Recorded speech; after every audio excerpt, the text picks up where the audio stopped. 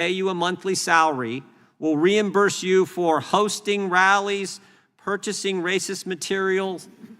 Of course, that was field source number 30. How about F37, field source 37?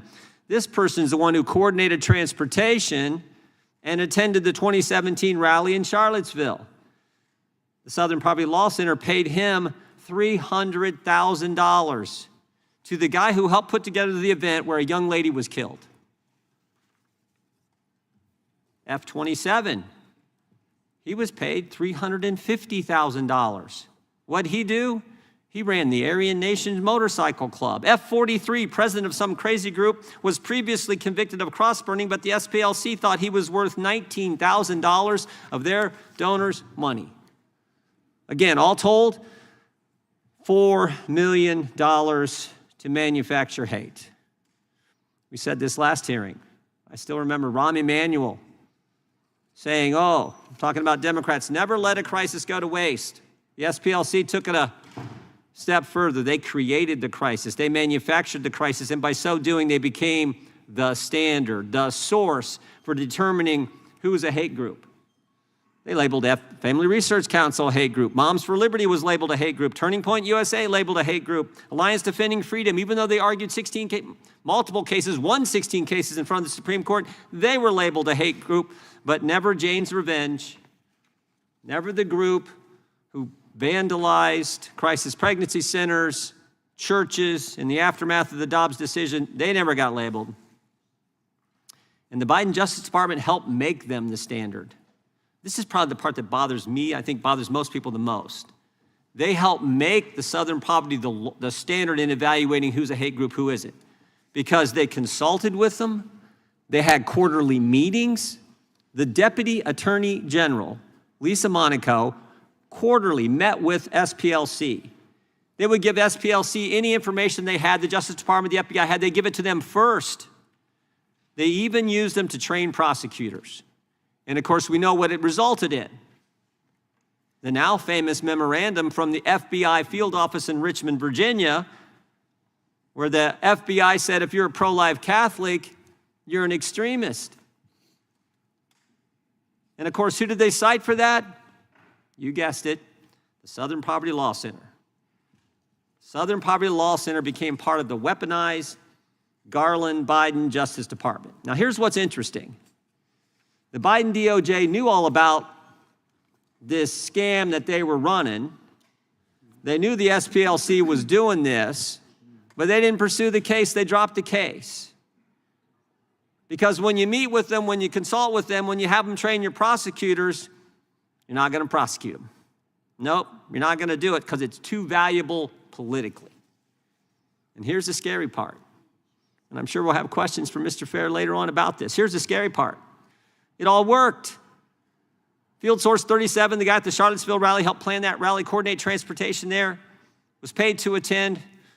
After the event, again, after the event where a lady was killed, the Southern Poverty Law Center almost tripled their income.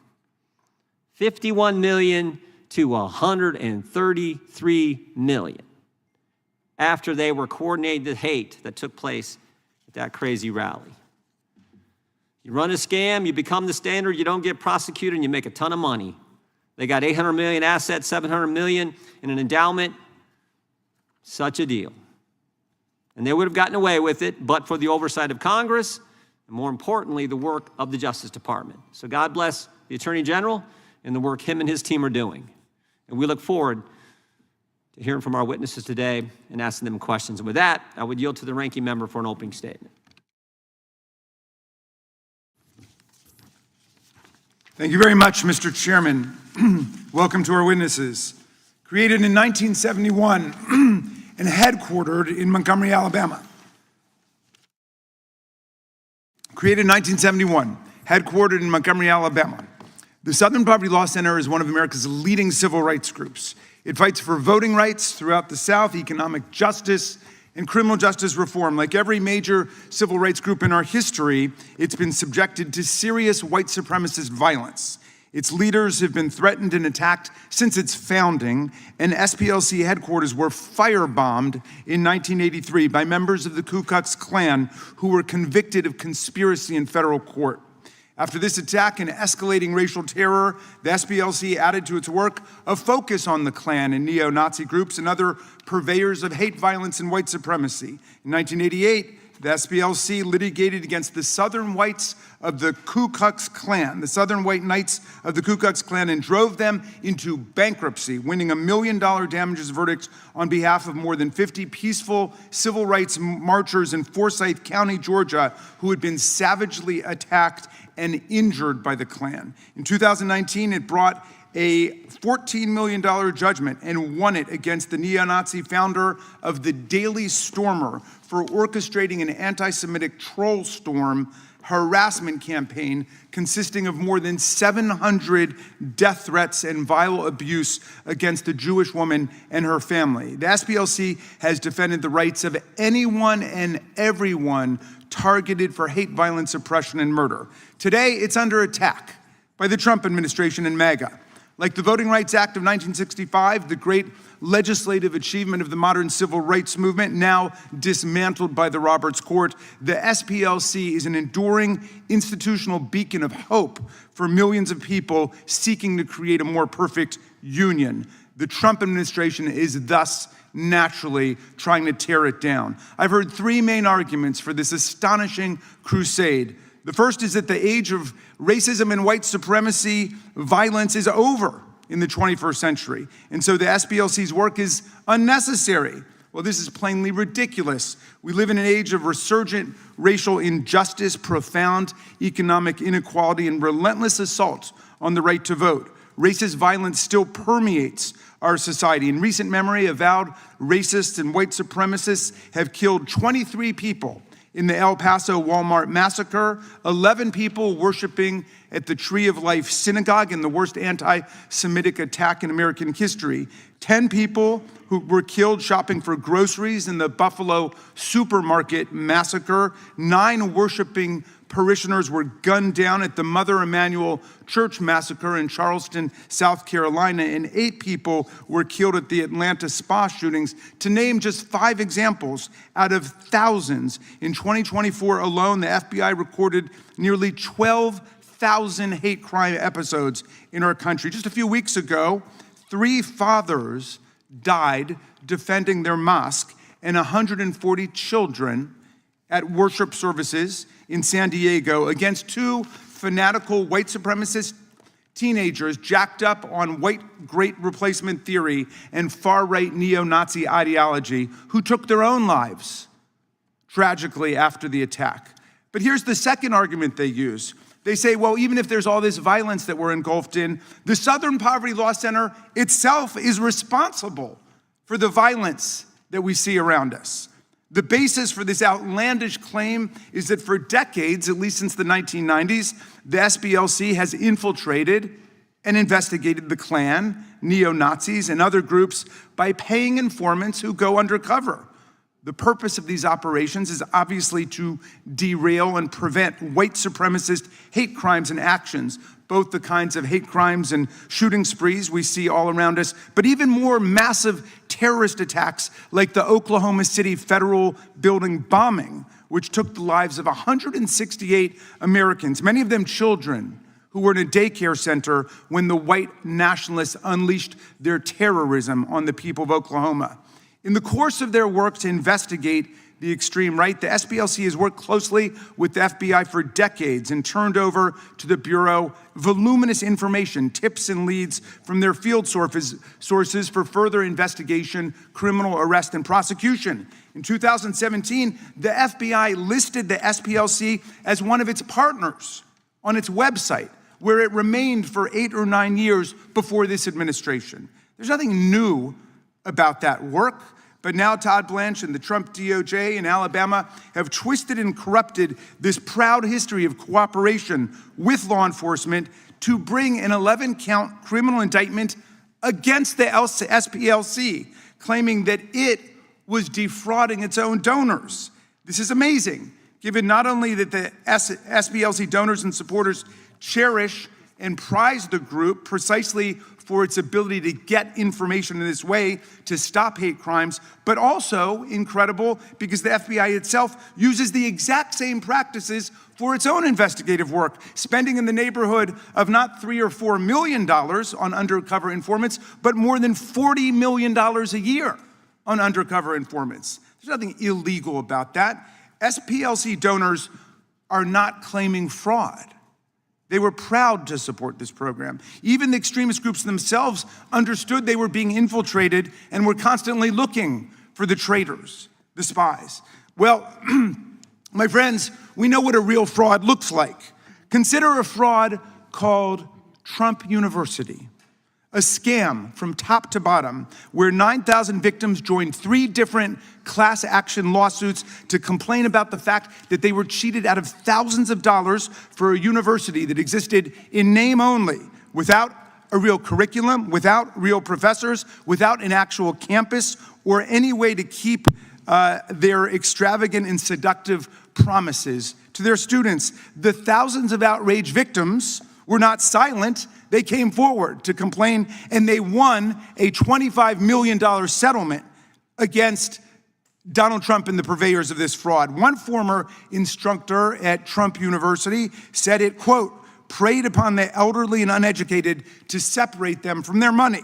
Another former instructor said the institution was, quote, a total lie. That's what real fraud looks like. What have SPLC's donors done in light of this criminal indictment? They've not lined up to file class action suits or to denounce the SPLC. They continue to support the SPLC's works. Donations to the organization have gone up since this fraudulent indictment was brought down by the Trump administration. Well, the final complaint I've heard from members of this committee speaking on behalf of certain groups who take exception to being called hate groups by the SPLC. So they're mad that certain groups that they like are called hate groups. And I can appreciate why people don't want to be called a hate group.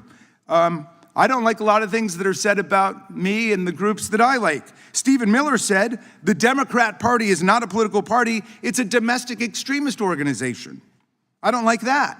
Kristi Noem called Alex Preddy and Renee Good, law-abiding citizens shot down by ICE, domestic terrorists. Donald Trump said that Democratic donors like George Soros and Reid Hoffman were funding a conspiracy for domestic terrorists. Look, under our First Amendment, love and hate exist in the eye of the beholder. Donald Trump has repeatedly said that January 6th was a day of love when our police officers were bathed in hugs and kisses from the Proud Boys and the insurrectionists.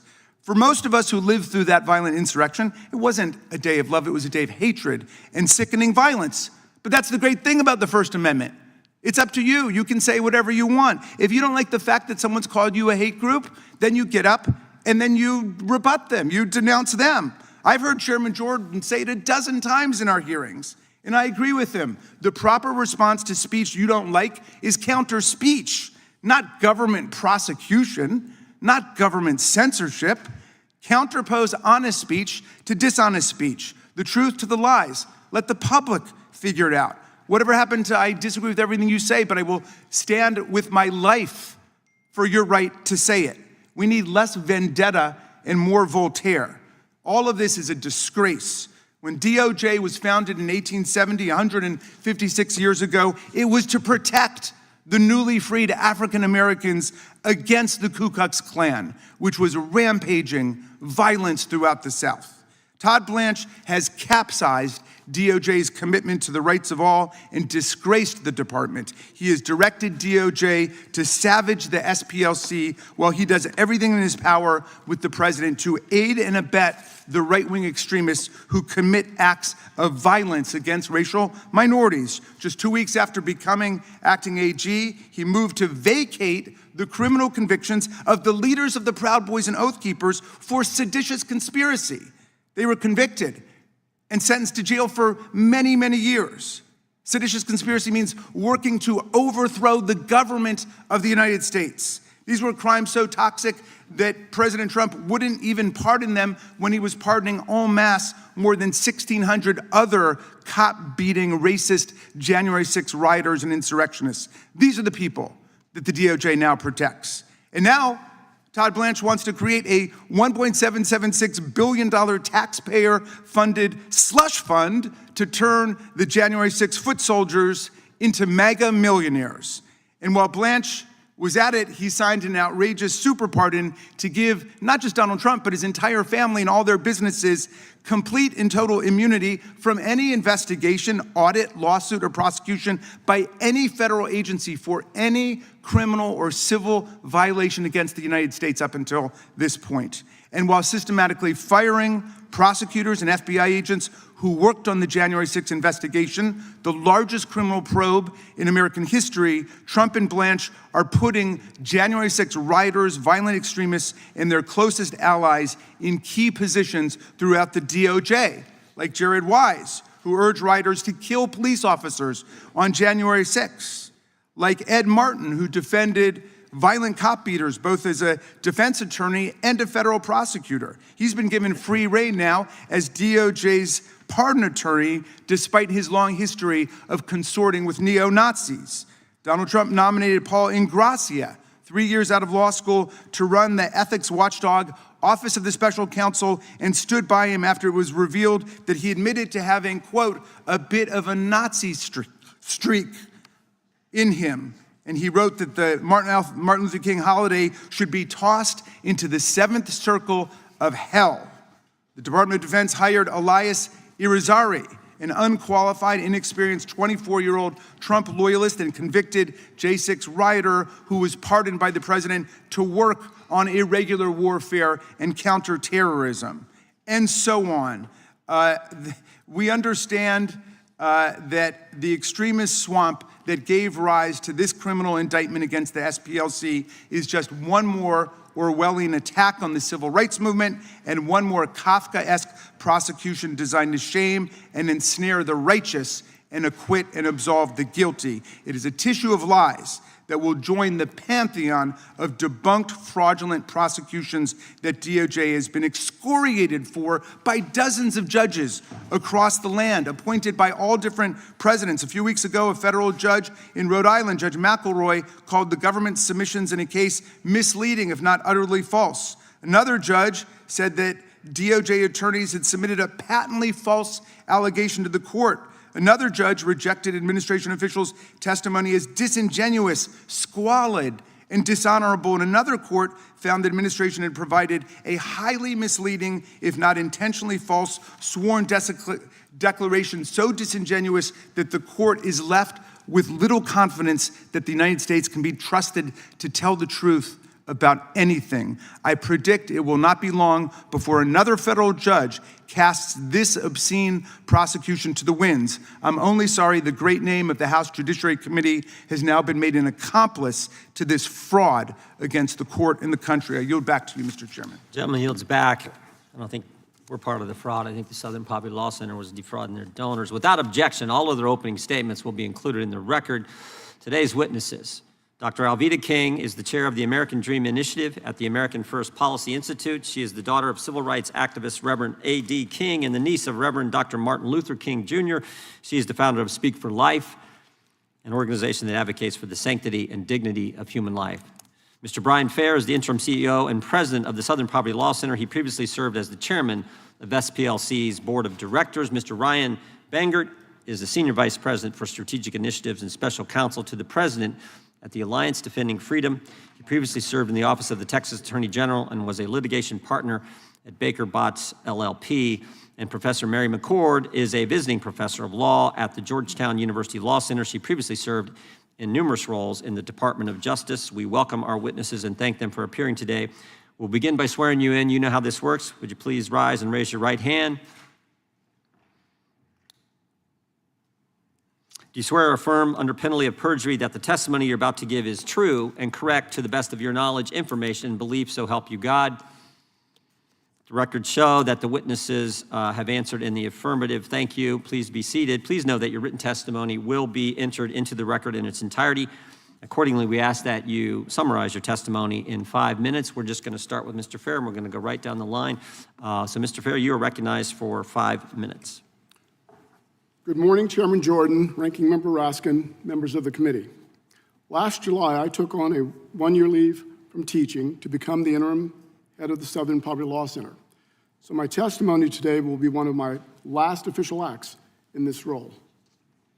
It has been one of the greatest honors of my life to work alongside the talented, dedicated, and principled SPLC staff. For 55 years, with the support of generous donors who appreciate our work, the SPLC has fought racial terror, white supremacy, and other forms of discrimination and hate, seeking to build and defend a multiracial democracy where we can all live and thrive. That was the goal of the Civil Rights Movement, and it is our mission. We are known for exposing and dismantling extremist hate groups. We took on the United Klans of America, whose hateful violence killed 4 little girls in the 16th Street Baptist Church bombing, and we sued them out of existence. In the decades since, hate has continued, but so have our efforts to expose it through litigation, policy, research, and education. We fight for the underdog, the poor, the unhoused, the hungry, the incarcerated, the disenfranchised, the immigrant, the outcast, the vilified. Many groups, and some in this room, have misrepresented our work, including our confidential informant program, repeating various false allegations. Some say we've lost our way. That's false. We've never lost our North Star, a fair and just society for every person. All our programs advance that mission. Our work saves lives, but it comes at a price. Since our earliest days, we've been targeted by those who oppose our mission. Our office was firebombed, our staff threatened, our leaders the target of assassination. We know political violence. We unequivocally condemn it. However, despite the danger, we will not stop exposing hate. This morning, we released our annual Year in Hate and Extremism report. It chronicles how the hard right has weaponized the levers of government to weaken the political and economic power of non-whites, immigrants, women, the LGBTQ+ community, religious minorities, and the poor. The forces turning back hard-won progress against discrimination are unrelenting and unashamed. The SPLC, alongside many civil rights groups and democracy defenders, is resisting them. To American people of goodwill, especially those left out of the American promise, your civic participation matters now more than any time since the Civil Rights Movement. Today, I'm joined by several people who inspire our work.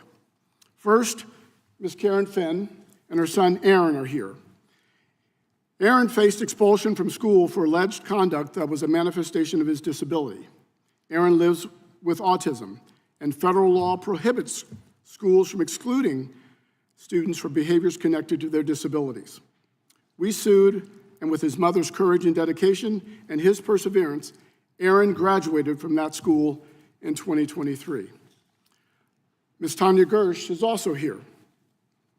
A Jewish Montana mom, Gersh and her family became the target of relentless anti-Semitic harassment from white nationalists, including threatening phone calls where all that could be heard on the line was gunshots. With the center's help, Gersh won a $14 million judgment against the neo-Nazi who incited her harassers. We stand with Karen, Aaron, Tanya, and thousands we protect every day. Fannie Lou Hamer said, "Nobody's free until everybody's free."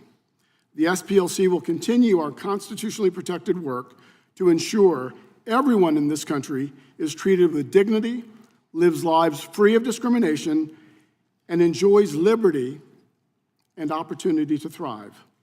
These promises of our democracy are not self-executing. They require our collective vigilance, and we will continue to defend them when they come under attack. Finally, I must note that I'm constrained in answering some questions today because they may touch on matters involving pending criminal litigation against the SPLC or conversations that I've had with counsel.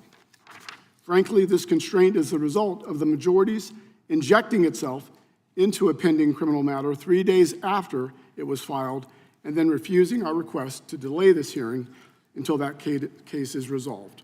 With that, I will answer what I can. Thank you, Mr. Fair. I would just point out this committee has had hearings on the activities of the SPLC prior to the indictment from the Justice Department. We thank you for your statement. Dr. King, you are now recognized for 5 minutes. Mr. Chairman, ranking member, and distinguished members of the committee, thank you for allowing me to testify today. I was born on January 22nd, 1951, not with a silver spoon in my mouth, but singing Amazing Grace and pledging allegiance to the flag of the United States of America. In other words, I was born into a Christian family led by Baptist preachers and men and women who loved God, believed in God, proclaimed the gospel of Jesus Christ, and embraced the truth found in Acts 17:26. And of one blood, God made every nation of people to dwell on the face of the earth. I was taught from birth to love, to repent, to forgive, to trust God, and to love my fellow brothers and sisters. Human dignity is a creed of our family, the King family legacy. My uncle, Reverend Dr. Martin Luther King Jr., did not dedicate his life to dividing people into categories of oppressor and oppressed. He dedicated his life to bringing people together under the truth that every person bears the image of God. I come before you today not in anger, but in deep concern. I am not sure anyone can fully grasp the emotions of a young girl who grew up in a family that sacrificed so much for justice and reconciliation, only to spend much of her adult life being watched, shadowed, criticized, and even threatened because she believes in God, in Jesus Christ, in the sanctity of life, and in the American dream. My family legacy reflects the very truth that America is strongest when we recognize our common humanity. My grandmother's family came from the west coast of Africa. My grandfather's family came from Ireland. My mother's family included Cherokee roots. I have spent my entire life living the reality that America is not a collection of competing tribes. America is one people under God. That is why I am troubled by the conduct and messaging of organizations that claim to fight hatred while profiteering from division. Recent allegations reportedly contained in a federal superseding indictment raise serious questions about the Southern Poverty Law Center's activities. Individuals associated with organizations the SPLC itself labeled as extremist or hate groups allegedly received substantial payments over many years. The indictment shares of payments totaling hundreds of thousands and in some cases more than $1 million to sources connected to white supremacist, neo-Nazi, and Ku Klux Klan organizations. Those allegations deserve careful examination. They reveal a troubling contradiction. Americans who faithfully donate their hard-earned money, many of them senior citizens like me, who sincerely want to combat racism and hatred, deserve transparency and accountability about how those funds are being used. America does not need more manufactured racial tension. We do need more labels with the sole intention to drive us apart. We do not need more lists that place citizens under suspicion because they hold sincere beliefs about faith, family, life, or public policy. I know myself about being labeled. Let me be clear. I reject racism. I reject hatred. I reject white supremacy. I reject any ideology that seeks to elevate one group of people above another. But I also reject the notion that Americans who hold traditional Christian beliefs should be treated as threats or terrorists simply because we disagree with a prevailing political thought. Today, I still have a dream. I dream that one day we will move beyond black power and white power and embrace God's power and human dignity. I dream that Americans will one day see each other not as enemies, but as neighbors. I dream that we will hear each other, see each other, and recognize that every human life has value from the womb to the tomb and beyond. We are, as Scripture teaches, as science testified, one blood, one human race. And if we remember that truth, we can build a future worthy of the sacrifices made by those who came before us. We must speak out for truth and against the forces that would manufacture hate, fear, division, and violence simply to line their pockets and further their political ambitions. Thank you. God bless America, and I look forward to your questions. Thank you so much. God bless you. Thank you. God bless you. Well done. Mr. Banger, you're recognized for 5 minutes. Thank you, Chairman Jordan, Ranking Member Raskin, and members of the committee, for the opportunity to testify before you today. Over 50 years ago, the SPLC was founded to fight the scourge of racism, but the SPLC has drifted from that founding purpose. The indictment alleges that the SPLC deceived donors into funding the racist groups it claimed to fight. But beyond these shocking allegations of hypocrisy lies a broader story: how the SPLC tarred mainstream conservative organizations as hate groups, and then relentlessly sought to silence those groups by persuading America's leading financial and technology firms to exclude them from the marketplace. ADF is one of those organizations. We've been on the SPLC's hate map since 2016, which is odd, given that we reject racism. Our Christian faith teaches that all are created equal, and all are made in the image of God. But it makes sense when you understand today's SPLC, in the words of some, as a political hit operation. The SPLC has branded ADF and others like us as hate groups solely because it disagrees with our work, grounded in our religious conviction on behalf of children told by the medical establishment to disfigure and permanently mutilate their bodies, on behalf of the most vulnerable among us, both those unborn and those at the end of life. Our advocacy for these mainstream positions has repeatedly led us to the U.S. Supreme Court, where we have secured 18 victories since 2011, including 2 more cases under submission today. In fact, the SPLC even quietly filed an amicus brief supporting one of ADF's Supreme Court wins on behalf of freedom of association and donor privacy. But the SPLC cannot abide our work on behalf of the vulnerable, parents, children, and the unborn. So it has slandered ADF and other groups like us as hate groups, and sought to lock us out of the public square. The SPLC began targeting mainstream Christian and conservative organizations by adding them to their hate map in 2010. 7 years later, the SPLC's fundraising skyrocketed in response to the notorious Unite the Right rally in Charlottesville. But this wasn't a stroke of good luck. The superseding indictment alleges that the SPLC funded and supported one of its ringleaders. In the immediate aftermath of Charlottesville, the SPLC received large donations or commitments from leading firms and personalities, including JP Morgan Chase, Facebook, Google, Twitter, and even Tim Cook at Apple. In 2018, it launched a coalition of left-wing organizations called Change the Terms. They understood that you don't have to win a debate with your opponents if they're invisible. So the coalition targeted critical banking, payment processing, donor advisory, technology, and digital communications infrastructure. It embedded the SPLC within that infrastructure of corporate decision-making, allowing it to influence terms of engagement, flag business partners, and bully corporations into compliance. In short, the SPLC mobilized corporate America to crush the voices of mainstream conservative organizations. The Biden years saw the SPLC deepen its presence in America's political and corporate infrastructure. The Biden DOJ and White House met regularly with SPLC officials. Amazon used the SPLC to blackball groups from its Amazon Smile giving program. So did the employee charitable giving platform Benevity, which serves nearly a quarter of the Fortune 1000. ADF saw tangible impacts. We lost access to the Amazon Smile program, nonprofit pricing from large technology providers like Microsoft, Adobe, and Intuit, web hosting on the Pantheon platform, and access to donor-advised funds at Fidelity. A partisan political organization like the SPLC should never have been allowed to function as an unaccountable private gatekeeper to critical financial, technology, and communication services.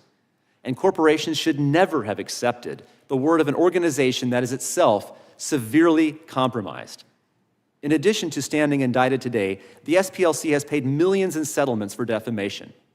Its co-founder and president left in 2019 amid staff reports of a systemic culture of racism and sexism.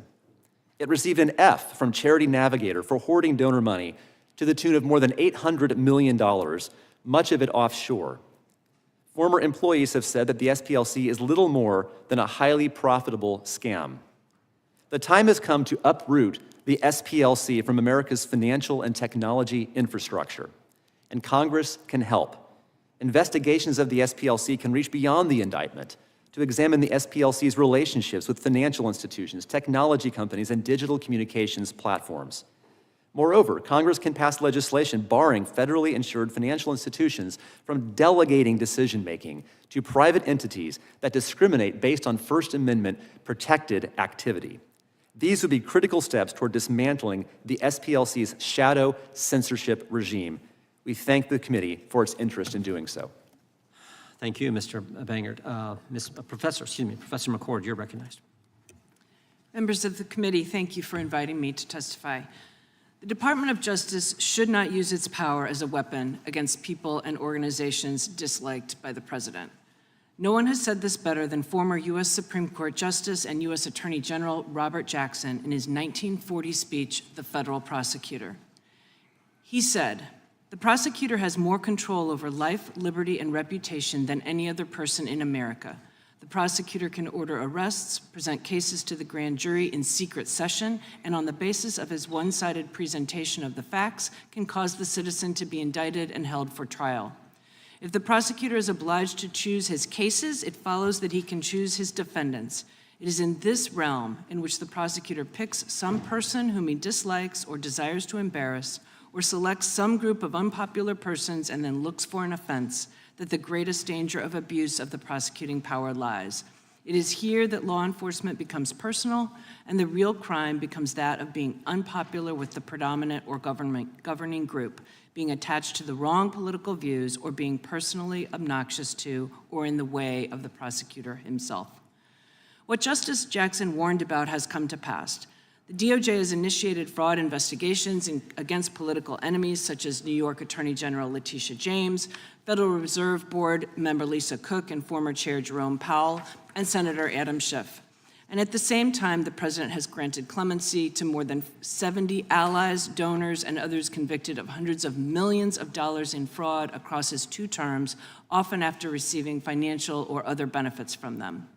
And he, along with his Attorney General nominee, have orchestrated a fraud on the court, settling the president's collusive lawsuit against the IRS, in which he, his family members, and his businesses all received from the Justice Department an effective pardon from criminal and civil investigations, audits, claims, and prosecutions by any federal department or agency on any subject based on anything that could have been initiated as of the date of the settlement, known or unknown. The so-called settlement came after a federal judge ordered briefing on whether there was actual adversity between the parties, a constitutional requirement for a lawsuit. This one-sided use of prosecutorial power extends to the President's National Security Presidential Memorandum 7.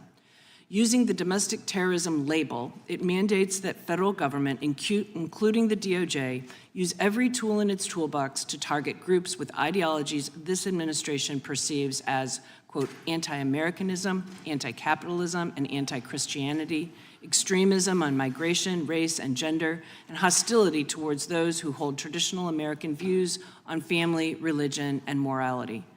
NSPM 7 states that the groups and entities that perpetuate this extremism have created a movement that embraces and elevates violence to achieve policy outcomes. It relies for support on the murder of Charlie Kirk, assassination attempts against the president and Justice Brett Kavanaugh, and the so-called riots in protest of ICE activity. And although murders and threats of violence are reprehensible and illegal, the examples do not justify the stark lack of parity in NSPM 7's treatment of supposedly dangerous ideologies. There is no mention in NSPM 7 of the politically motivated murders of Minnesota Democratic legislator Melissa Hortman and her husband, or the mass shootings committed in Buffalo, New York, El Paso, Texas, and Pittsburgh, Pennsylvania by white supremacists who justified their violence based on the Great Replacement theory. The one-sided memorandum not only lacks legitimacy, it raises the stakes for organizations that hold views the administration dislikes. It has the strong potential to lead to the discriminatory targeting of organizations based on the exercise of First Amendment rights.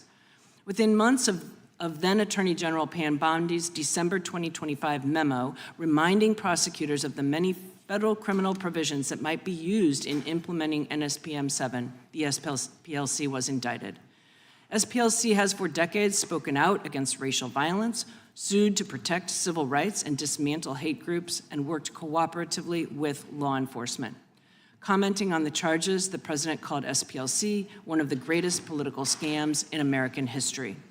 I'm not here to discuss the substance of the charges against SPLC, which is being ably defended in court, but the targeting of the organization harkens the very danger Justice Jackson warned about, that law enforcement becomes personal and the real crime becomes that of being unpopular with the predominant or governing group, being attached to the wrong political views, or being personally obnoxious to or in the way of the prosecutor himself.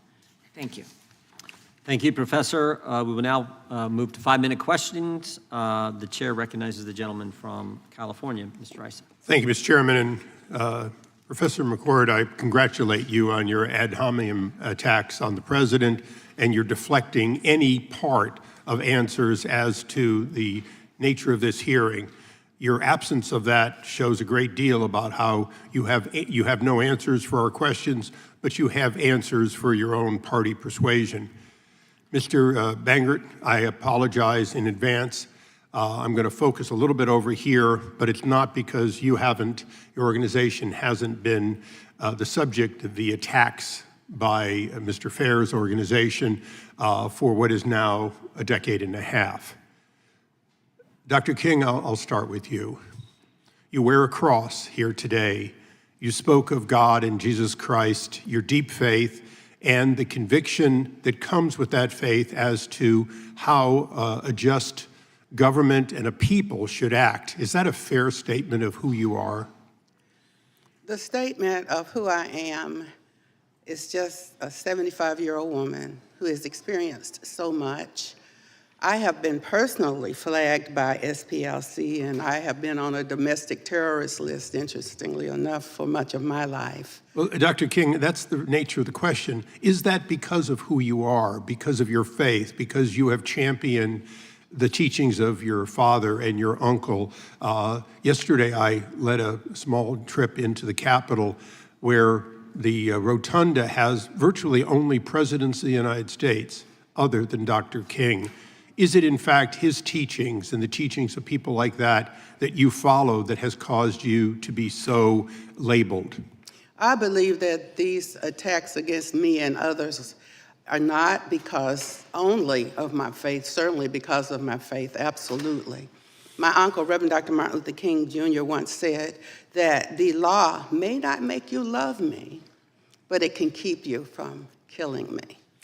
And so I believe that many of us are persecuted because of our faith and our beliefs. I think it's a little unfair because I say life from the womb to the tomb and beyond, that I'm on a domestic terrorist list. I think that's unfair. Well, you join a group of faithful people, as Mr. Bangert mentioned, tend to be what we'd call center-right leading. You knew Charlie Kirk and his work, didn't you?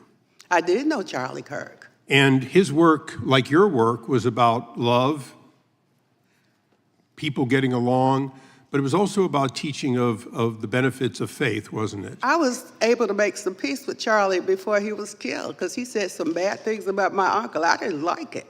I was upset, and I said, Charlie, but one of the last things Charlie said to an African-American young man, he says, our DNA makes us the same, not this skin. Charlie actually said that, and he publicly apologized at a meeting where I was. So Charlie was not an angel. I'm definitely not an angel.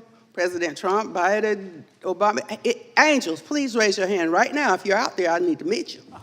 However, it's misguided compassion that brings us here today. It is misguided compassion that puts me on a domestic terrorist list. I think that is very unfair. And you know, old people like me giving money to SPLC and then calling me later, oh my God, they believe it's okay to cut a boy's penis off? I was like, seems like they're spending a little money to do that. And people are totally shocked. I hope people will take the medicine and come on and admit that they are funding some things. They might be doing some good stuff. But look like this, I have a dog and I'm making some brownies. and they chocolate. The dog poops some brown stuff. I put a little secret ingredient in there, and I put it in my brownies, and the people get worms. It's not right. It's just not right. Thank you, Dr. King. Mr. Fair, I don't want you to be left out of this conversation. Your organization has labeled Dr. King and Charlie Kirk and others. Do you regret that? Will you recant it? Or are you going to double down and say that these people, including the martyred Charlie Kirk, in fact somehow deserve to be on your hate list for their constantly talking about bringing people together, talking about the teachings of the Bible and the like? Congressman Issa, as I said in my statement. Now, wait a second. No. I heard your statement. I only want an answer to your question in the 11 seconds left. Are you going to recant, yes or no? And if you're not going to, please don't tell me it's because now you're under charges. Your organization did it as much as 16 years ago. Will you take back any part of that, or is your hate list stand as your position of your organization as its head today? The SPLC will continue to expose hate and extremism. Okay, we'll take that as the list stands. Mr. Chairman, I'd ask unanimous consent. Gentleman's time has expired, but you can do a unanimous consent. Thank you. That a submission from the Heartbeat International for today's hearing be placed in the record. Without objection. That a message, particularly from, it's entitled "The Truth About the SPLC," from the Family Research Council be placed in the record. Without objection. And lastly, Mr. Chairman, for this hearing, too, a statement from the Executive Director's Office of the Center for Immigration Studies be placed in the record. Without objection. Thank you. I yield back. Gentleman yields back. Chair now recognizes the gentleman from Maryland. Thank you kindly, Mr. Chairman. Ms. McCord, our colleagues invoked the fact that the SPLC had an informant in a white nationalist group at the infamous Unite the Right rally in August of 2017 in Charlottesville as some kind of indictment of the SPLC. But didn't that SPLC informant create the information that allowed the SPLC to send 3 different FBI field offices a 45-page memorandum warning of planned violence and the potential for violence at this extremist confab? That is the facts that have been represented in court. Mr. Fair, is it true that the SPLC sent a memo based on that informant's work to 3 different FBI field offices? Yes, it is. Okay. The chairman spoke with some indignation about the fact that there were $3 million or $4 million spent giving to undercover informants to try to expose the work of the extremist groups, as in Charlottesville in 2017, where Heather Heyer was killed by a fanatic racist. I'm just curious how the members of the panel feel about this proposed $1.776 billion political slush fund set up for the Proud Boys, the Oath Keepers, and other convicted criminals and rioters from January 6th. Do you think that that fund should be shut down and any other similar fund, Mr. Fair? Yeah, yes or no? Yes, I do. Dr. King, do you agree that that should be shut down? I will not speak on whether that particular fund should be shut down. Or any such fund. I think some of these slush funds that SPLC is using. Okay, but my question is about the one proposed by Todd Blanche. It's a yes or no? I will not answer on it. Okay. I think Mr. they Banger, need to stop do you killing think the babies and cutting the penises off. And so any slush fund is I have limited time. We can money in that is the problem. Mr. Banger, do you believe that the $1.776 billion political slush fund should be shut down and any similar fund? I think that's a question for Congress to answer. Okay, and Professor McCord, what do you think? Should that political slush fund be shut down? Yes, it should. And any similar slush fund? Yes, it should. Okay. So the conceit of the prosecution, this whole hearing, the whole attack on the SPLC is that there's some contradiction between fighting against extremist hate and racism for decades and then sending people undercover as informants to find out what these groups are doing. Do you agree that there's a contradiction, Professor McCord?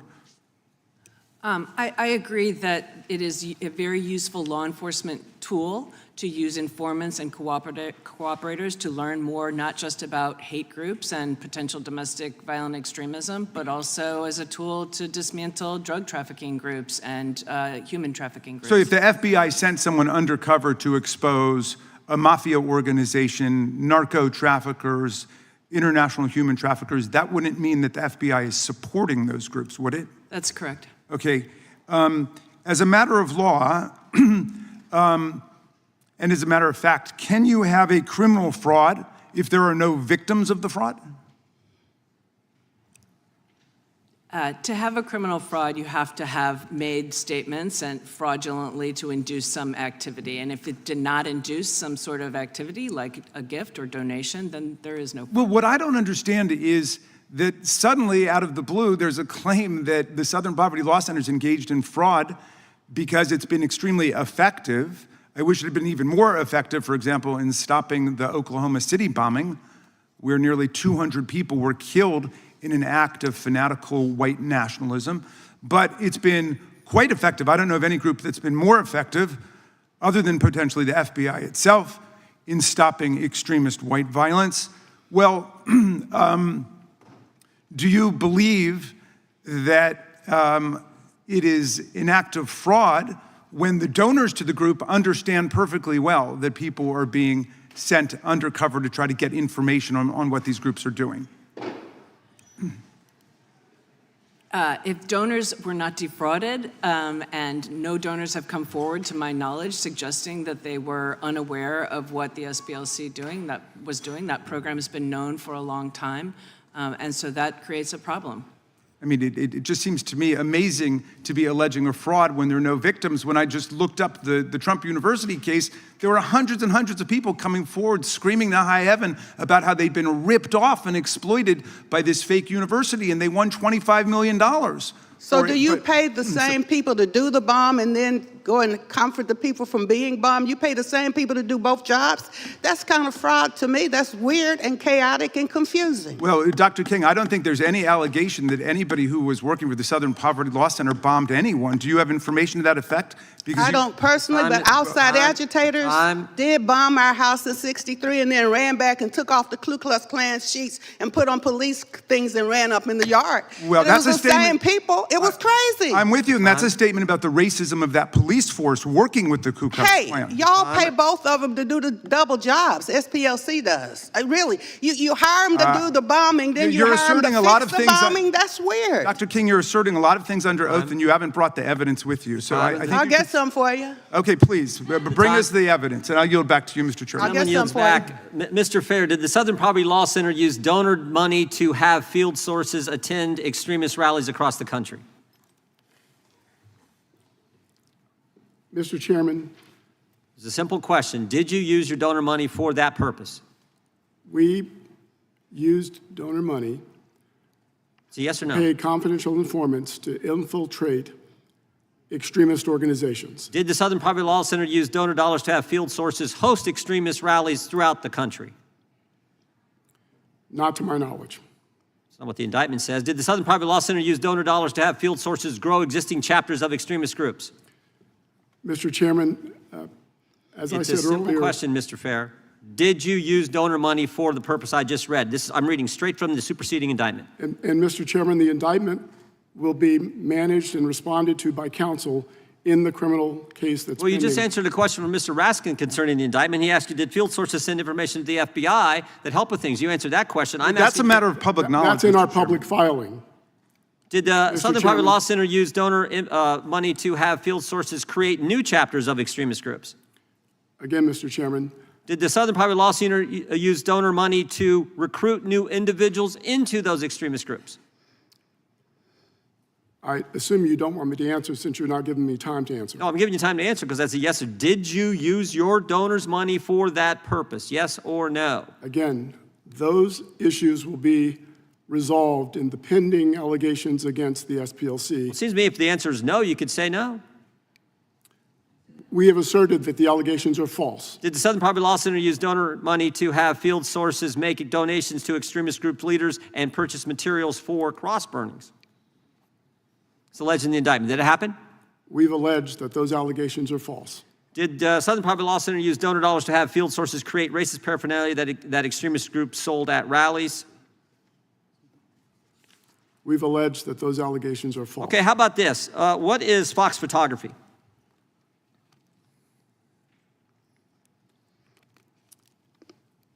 Mr. Chairman, what I've learned about Fox photography, I've learned from counsel in conversations with counsel, How about Northwest Technologies?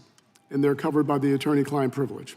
These are, well, did the Southern Poverty Law Center establish shell companies to pay, to run the money through, to then pay the field sources?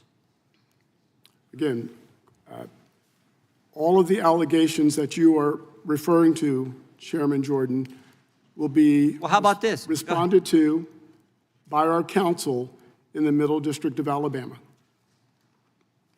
Did you pay the field sources directly, or did you pay them through an intermediary? Mr.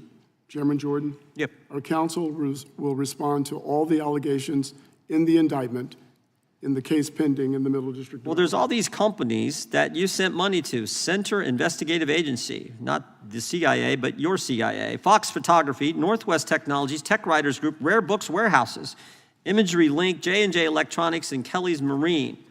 And I just want to know if that was the intermediate shell companies that you guys set up to pay the field sources. Is that true? Will the good chairman yield for just a No, moment? I got just a minute and a half, and then I'll be happy to entertain a question you may Chairman have. Jordan, our counsel will respond to all the allegations in the Middle District of Alabama, Okay. as the process allows. Did you do it all for the money? I mean, you said now, I think the Southern Poverty Law Center said you're no longer going to use these field sources. You're going to stop the program. But you did it for multiple years. And according to the indictment, it was $4 million that you shelled out to these various field sources to engage in all the activities I just read. As I we just said wonder, in was our- it all about the money? As we said in our public statement, Chairman Jordan, we did it to protect our staff and to protect the public. Did fundraising increase after paying people to stay in these groups who actually wanted out of them? Did your fundraising increase? Did the donations coming in increase? Chairman Jordan, I'm not sure exactly what you're referring to when you say. How about this? After the crazy Charlottesville rally, did fundraising go up? Mr. Chairman, our fundraising went up. Fundraising where one of your field sources helped coordinate Our transportation to that fundraising event? went up when President Donald Trump was elected in 2016. Fundraising go up? That's what I'm asking. Did it go up? Because according to what we know, you went from 51 million to 133 million in 1 year. And that happened when President Donald Trump was elected. Who's the president of the National Socialist Party? You know? You paid him $70,000. He was field source number 30. I just want to know who he is. Do you know who he is? Mr. Chairman, that's an allegation in the indictment that will be responded to by counsel in the Middle District of Alabama. My time has expired. The chair now recognizes the gentleman from New York. Thank you, Mr. Chairman. Mr. Chairman, in a Justice Department that has lost more than 10,000 attorneys since the start of President Trump's second term, it's not surprising that the indictment of SPLC are replete with mistakes of fact and law. In the words of one former prosecutor, DOJ's indictment of SPLC, quote, falls egregiously short of alleging a crime, close quote. At its core, the indictment claims that SPLC defrauded its donors and betrayed its stated mission to dismantle hate groups by paying informants who, quote, were either associated with violent extremist organizations or had infiltrated such organizations at the SPLC's direction, close quote. But this is directly contradicted by the fact that SPLC's donors have said that they knew about and liked the informant program. The truth is that SPLC's use of paid informants has been public knowledge for decades. Mr. Fair, has information provided by informants to the SPLC been used to prevent political and racially motivated violence? I'm sorry, Congressman Adler. Has information provided by informants to SPLC been used to prevent political and racially motivated violence? Yes, Congressman Adler. We shared information that we learned through our confidential informant program with local, state, and federal law enforcement to prevent racial violence against the public at large and to protect our staff. Thank you. SPLC proactively shared information obtained from its informants with law enforcement agencies in order to prevent the activities of extremist groups, in other words. Question, Mr. Fair, can you explain what actions the SPLC took before the Unite the Right rally in Charlottesville in an attempt to help law enforcement? Congressman Nadler, again, I must say that counsel will respond to all allegations in the indictment in the Middle District of Alabama. That's not an allegation. It's part of the allegation. Okay. Mr. Fair, can you explain how the SPLC's informant program helped thwart a terrorist attack in Las Vegas in 2019? Yes, Congressman Nadler. In our public filings, we have already stated that SPLC shared information about a particular white nationalist group, Atom Waffen, and to prevent a terrorist attack in Las Vegas in 2019. Thank you. And what about Philadelphia's Navy Yard? Can you tell us briefly about that? Again, in 2018, the SPLC shared information with the FBI and with law enforcement about potential criminal activity by a member of the Vanguard America. We shared that information with law enforcement. Thank you. It sounds to me like SPLC's informant program has been essential and that SPLC has worked with law enforcement to keep our community safe. And yet, shortly after the indictment was announced, Acting Attorney General Todd Blanche falsely claimed on Fox News that the DOJ had, quote, no information, unquote, that suggested SPLC shared information collected through its informant program with federal law enforcement. This was obviously a lie. In fact, DOJ was forced to walk back Blanche's false claim after SPLC filed a motion to address the government's, quote, materially false statements. Ms. McCord, the Acting Attorney General, the chief law enforcement official in this country, made a patently false statement publicly about a material fact in an ongoing prosecution.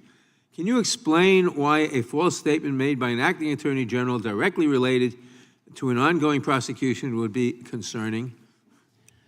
Well, this is something, first of all, given that Mr. Blanche has now rescinded that statement, it begs the question of whether he knew what he said was false at the time. And if he did, it's a terrible thing to try to prejudice the American public against the SPLC in these criminal charges by making a statement like that, which is really core to the indictment, whether they were sharing information with law enforcement. Thank you. DOJ's case against SPLC, much like the investigations into James Comey, Letitia James, Jerome Powell, Lisa Cook, and so many others is yet another example of the Trump administration's total weaponization of the Department of Justice. And this committee's hearing today is an example of slander against one of the greatest civil rights organizations we've had. I yield back. Gentleman yields back. The gentleman from Texas is recognized. I thank the chairman and thank the witnesses. I'd like to observe Mr. Panger. We both served in the Office of the Attorney General of the state of Texas. I want to thank you for your service there. Mr. Fair, in 2012, the Family Research Council was attacked and the guard in the front of the building was shot. The head of the Family Research Council, Tony Perkins, made quite note at the time of Southern Poverty Law Center's involvement in that, in putting Family Research Council on their so-called hate map. Has the SPLC ever acknowledged that its designation contributed to that attack? Congressman Roy, Yes or no? I can't answer that question with a yes or no. You asked me if I Did they retract, correct, or reconsider the listing of the Family Research Council on its hate map? The Family Research Council is listed on our hate map because it meets the criteria. To this day, you continue to keep the Family Research Council on its hate map. Is that true? The Family Research Council remains on the hate map because it meets the criteria that we use for. Which criteria? The Family Research Council is an anti-LGBTQ. Okay, so on your website, you used to have language on there defending your position on the Family Research Council, and you had language saying that other groups, like Focus on the Family, are not included, and you use that as your defense. Well, that language is now gone, and Focus on the Family is now noted as a hate group. Mr. Roy. Can you explain that? Congressman Roy, we take no pleasure in listing any group, and we wish the list was empty.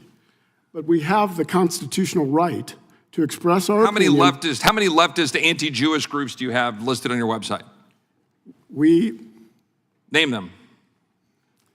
Anyone listening to this can go to our website and see our Year in Hate and Extremism report was released this morning. How many extremist Islamic groups do you have of the 1,500 or so organizations you have on your hate map? Again, anyone can go to our website. My office has been looking over it and can't really find one. Again, it is the SPLC's. You think right. SPLC could provide us a list of the Islamic-oriented groups that you have on your hate map? Mr. Roy, we don't target any group because of its religion. Really? I want to be clear about that. Really? Yes, that's exactly right. We target no group because of its religion. We target groups because they express statements and engage in activities that demean and vilify. So you brought up LGBTQ groups I'm sorry, a second Mr. ago. Roy. So you brought up LGBT groups a minute ago. So you think there's a bunch of Islamic groups that are pro-LGBTQ? Is that the position of the SPLC?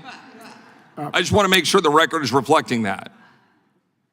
Mr. Roy, as I said, we target no group or label no group because of its religion. We target groups and label groups because of what they say about others. And we have a constitutional right to do that, and we will continue to do that. How long did it take for you to criticize the attacks on October 7th?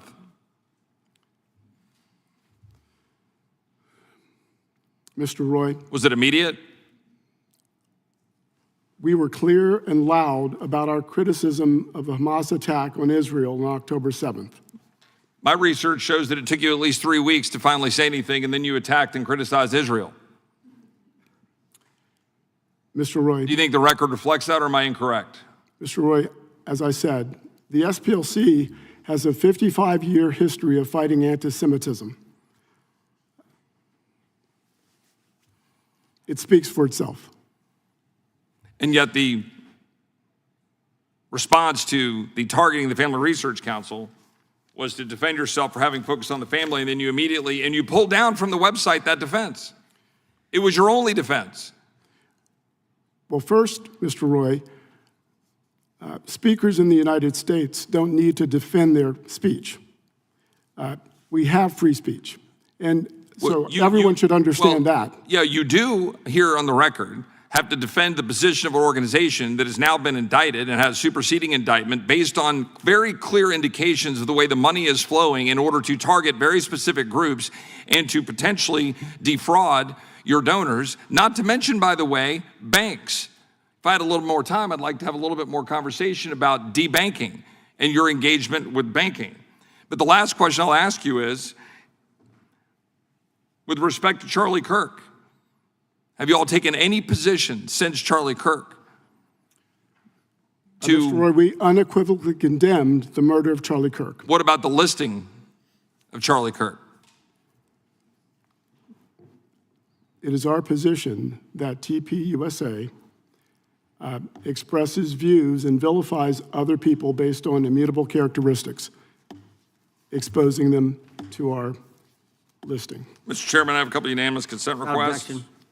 I have several documents here. November 2025 Hate Watch from the Southern Poverty Law Center, in which hearing or the work that I've done on Sharia law was included in Hate Watch without objection.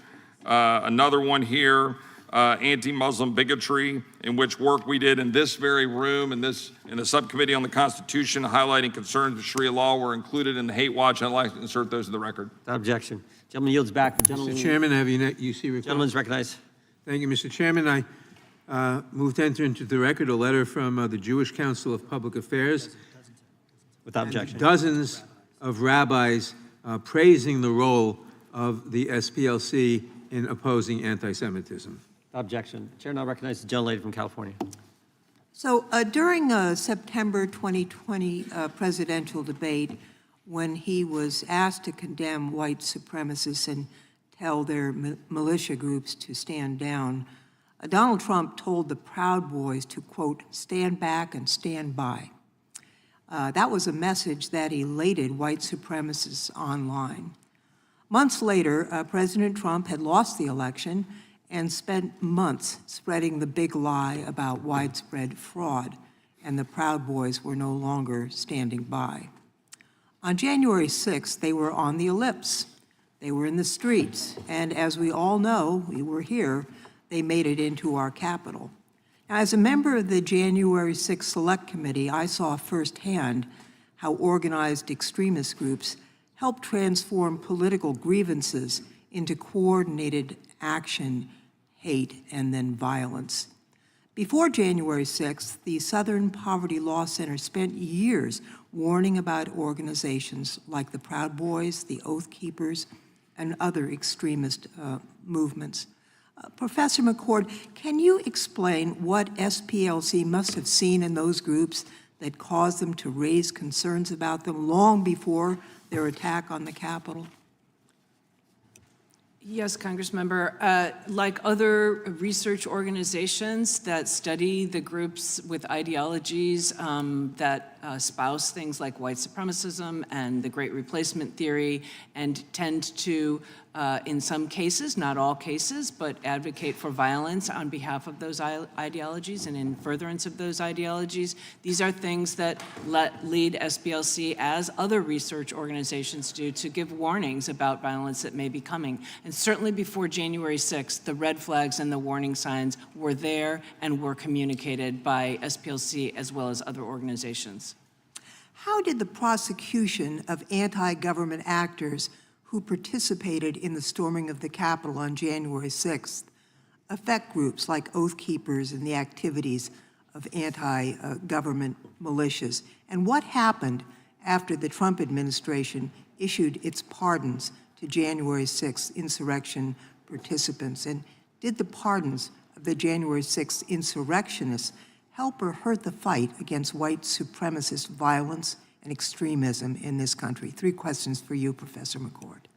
Right after January 6th, we saw groups like the Proud Boys, the Oath Keepers, the National 3%ers dismantle their nationwide organizations. We saw the Oath Keepers pretty much dissolve. But of course, with the pardons and the clemency and the commutations, we've seen a resurgence of these groups. We've seen them monetizing things, and we've seen also, unfortunately, members not just of those groups, but people who were pardoned committing additional crimes. We have a list of the crimes they've committed, some really disgusting and serious measures. Mr. Fair, if Congress tries to diminish SPLC and dismiss its warnings about groups like the Proud Boys and Oath Keepers, what lessons would we miss about the threat posed by organized domestic extremism to our American democracy? Thank you, Congressman Longwood. The lessons we would miss is that all of us are less safe with the threat of domestic terrorism, that these groups that both express hate, that express white supremacy, that terrorize various groups are a danger to all of us. And we need to know about them. We need to know about what they say, and we need to know about the actions that they take. That's what we'll miss.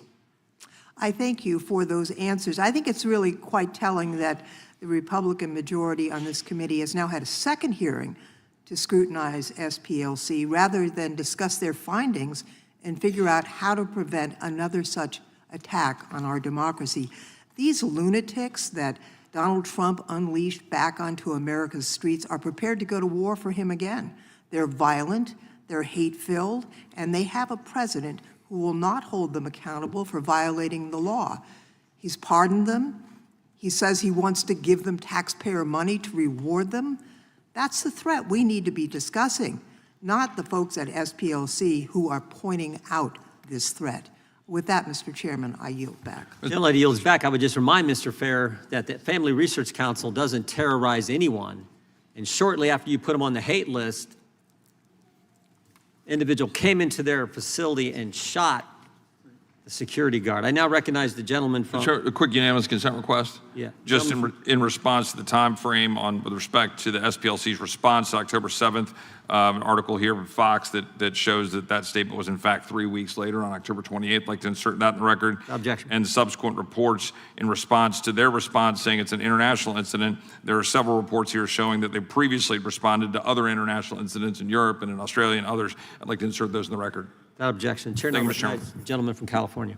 Thank you. Mr. Fair, does any of the money that the SPLC raises come from foreign sources, whether foreign nationals, organizations, foreign governments? Not to my knowledge. How does your organization consult or communicate with foreign sources? Not to my knowledge. During the Biden administration, did the Department of Justice seek your organization's guidance on determining political groups to target?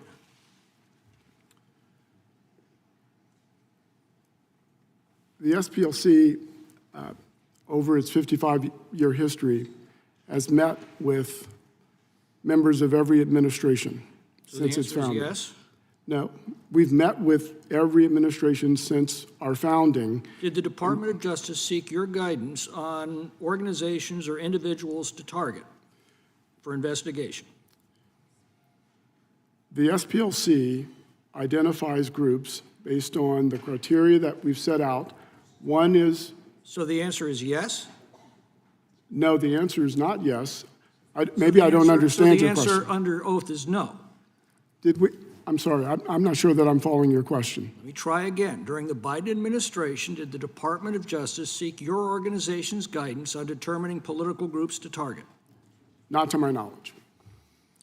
We're told an investigation into your organization's activities was initiated by the Biden administration, but then mysteriously dropped. Did SPLC have any discussions with Biden administration officials about this investigation? Mr.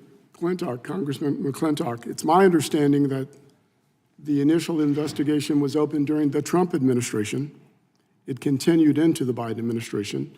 And Did SPLC have any discussions with the Biden administration regarding that investigation? not to my knowledge. Did SPLC suggest political groups like Turning Point USA, traditional Catholic groups, Family Research Council for investigation by the Department of Justice? Congressman McClintock, again, as I said, we identify groups based on the statements that they make, the activities that they engage in. Those are the criteria that we use, and we do it. Did you suggest that these groups be investigated by the Department of Justice?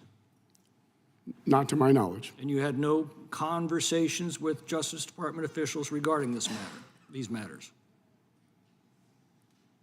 Which matters? The targeting of Turning Point USA, Catholic groups, Family Research Council, By, for investigation by the Department of Justice. not to my knowledge. Did the SPLC arrange for the break-in and theft of documents from an extremist group? Congressman McClintock, I believe that is an allegation in the indictment that will be discussed and responded to in the Middle District of Alabama in the criminal case pending. Well, it's my understanding the charges are wire fraud, bank fraud, false statements, and conspiracy to commit money laundering. How does that deal with the break-in?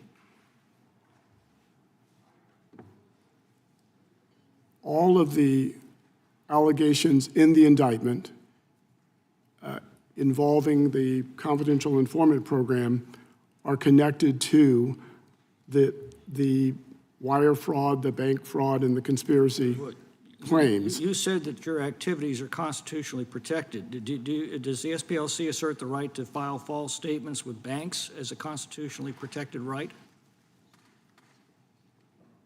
The SPLC has not filed false statements or false claims. I didn't ask that. You said these are constitutionally protected. Is that a constitutionally protected? When I was speaking to Congressman Roy, I was speaking about our right to express our opinions about the various groups that we identify on our list. That is a constitutionally protected First Amendment right. You're asking something else, I believe, and my response is that all of the allegations that are raised in the indictment will be responded to in the Middle District of Alabama in our filings and pleadings. Okay, well, explain to me the reason behind targeting groups like Turning Point USA, the Family Research Council, traditional Catholic groups as hate groups, but not groups like Antifa, Jane's Revenge, Youth Liberation Front? We list groups that demonize or vilify people based on immutable characteristics or that express anti-government conspiracy Do you theories. believe that Antifa and Jane's Revenge and Youth Liberation Front have committed violent acts? Congressman McClintock, it's my understanding that the FBI has said Antifa is an ideology, not a group. So a group, if it's not a group, it wouldn't be identified on our list. So you don't recognize it as a group? I'm sorry? You don't recognize it as a group? Mr. Chairman, the time's up here. Time of the gentleman has expired.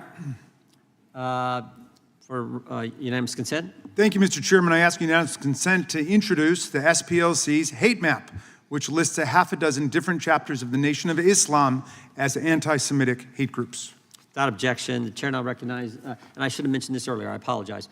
If you need a break, just let us know. We'll be happy to give you a break. We understand, because it's going to, as you know, going to go on for a while here. And I think it's the gentleman from Tennessee, Mr. Cohen. Thank you, Mr. Chair. Mr. Fair, why was the Southern Poverty Law Center called the Southern Poverty Law Center?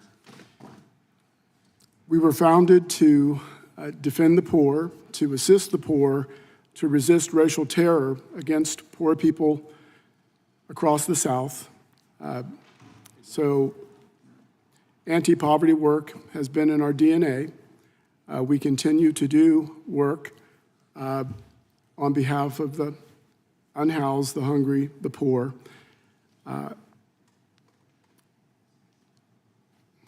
And your founders, I knew Morris Dees. I know Morris Dees. I haven't seen him in Everett for a while. And Julian Bond was a dear friend of mine. They were two of your founders, were they not? That's correct. Were there other founders that people might know? The three founders, Morris Dees and Joe Levin, came together and named Julian Bond the first president. Pretty good crew. Outstanding crew. Yeah, they all should have gotten presidential medals. I tried to get Julian one, but for some reason, two of our presidents failed. Why, I do not know. So the Southern Poverty Law Center was not formed to go after international discrimination and hate. There's plenty of hate in the South. Yes. The South's abundant with hate. Our initial work was primarily focused in the South, but that work has expanded to cover the entire country. I don't understand the questioning some of the people on the panel about suggesting the Southern Poverty Law Center is not concerned about anti-Semitism and Jewish hate. As a person who's been exposed to Jewish hate and anti-Semitism since my birth, I guess, and could get a ton of it on the Mr. Musk's hate-filled organization, a lot of anti-Semitism, which has increased lately. Why would they be asking such questions? You go after anti-Semitism, do you not? Absolutely. We've, as I said in my early response, for 55 years, we've been resisting anti-Semitism. I mentioned that Tanya Gersh is here today. We've also recently filed 2 lawsuits against the Goem Defense League in Tennessee for attacks on a Jewish center and on Jewish and African-American people in Nashville. This is work that we've done, that we will continue to do. Again, anti-Semitism is hateful, and groups that traffic in it, whatever their political ideology, would be identified. Have you had any Jewish people contact you or Jewish organizations and complain? No, we have not. As a Jewish person, I welcome all faiths to come to our aid and support, and many have. Many have. But it's usually when there's anti-Semitism, the Anti-Defamation League is on it. Jewish groups are not afraid to stand up and speak out against anti-Semitism, but none of them have contacted you. nor are we afraid to stand up and speak out against anti-Semitism. Congressman Cohen. What's going on in our country is really scary, and what Ms. Lofgren said was true. We're looking at a president who said, stand by, stand up and stand by, or stand down and stand by. And he has pardoned the people who committed treason against our country, violence against police people, and desecrated our Capitol. They were convicted or pled guilty, and he pardoned them. And now he wants to give them money. And he may not want to leave come January 2029. And he's got his army prepared. I wouldn't be surprised if a lot of people in ICE aren't J6ers. And that's why they wear their masks. They're not worried about COVID. Not really, no. They're hiding themselves from the public, and there's a reason for it.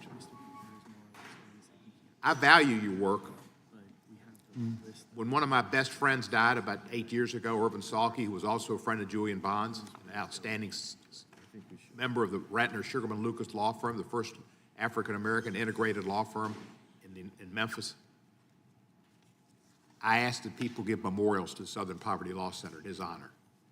I'm proud of every memorial that's been given, and I'm proud of every donation I've made. I thank you for your work, and I thank you for continuing the work of Julian Bond and Morris Dees and Mr. Levin. You are a blessing. Thank you. Thank you. The time of the gentleman expired. Chair now recognizes the gentleman from. I've got a unanimous consent Gentleman from request. Georgia is recognized. A statement from Kristen Clark, General Counsel for the National Association for the Advancement of Colored People,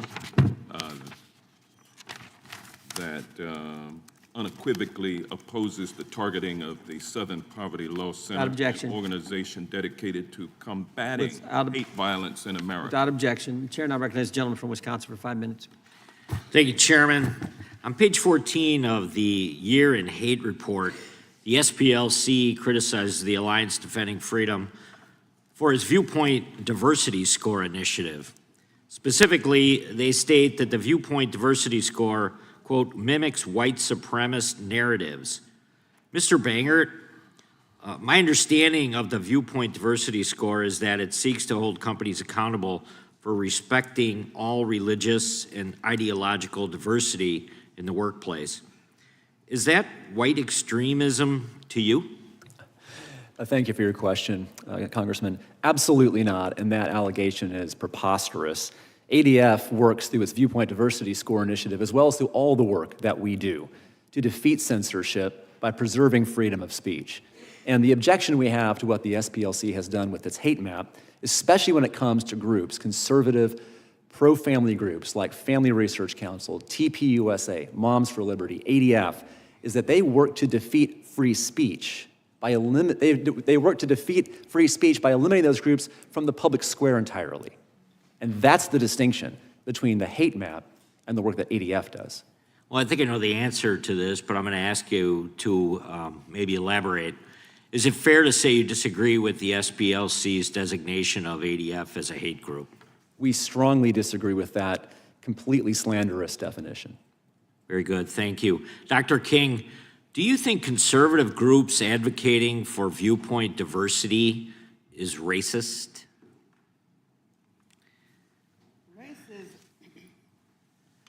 Racism is socially engineered in the first place. And if you think you're a different race when we all bleed the same and we are one blood and one human race, then you are socially engineering racism.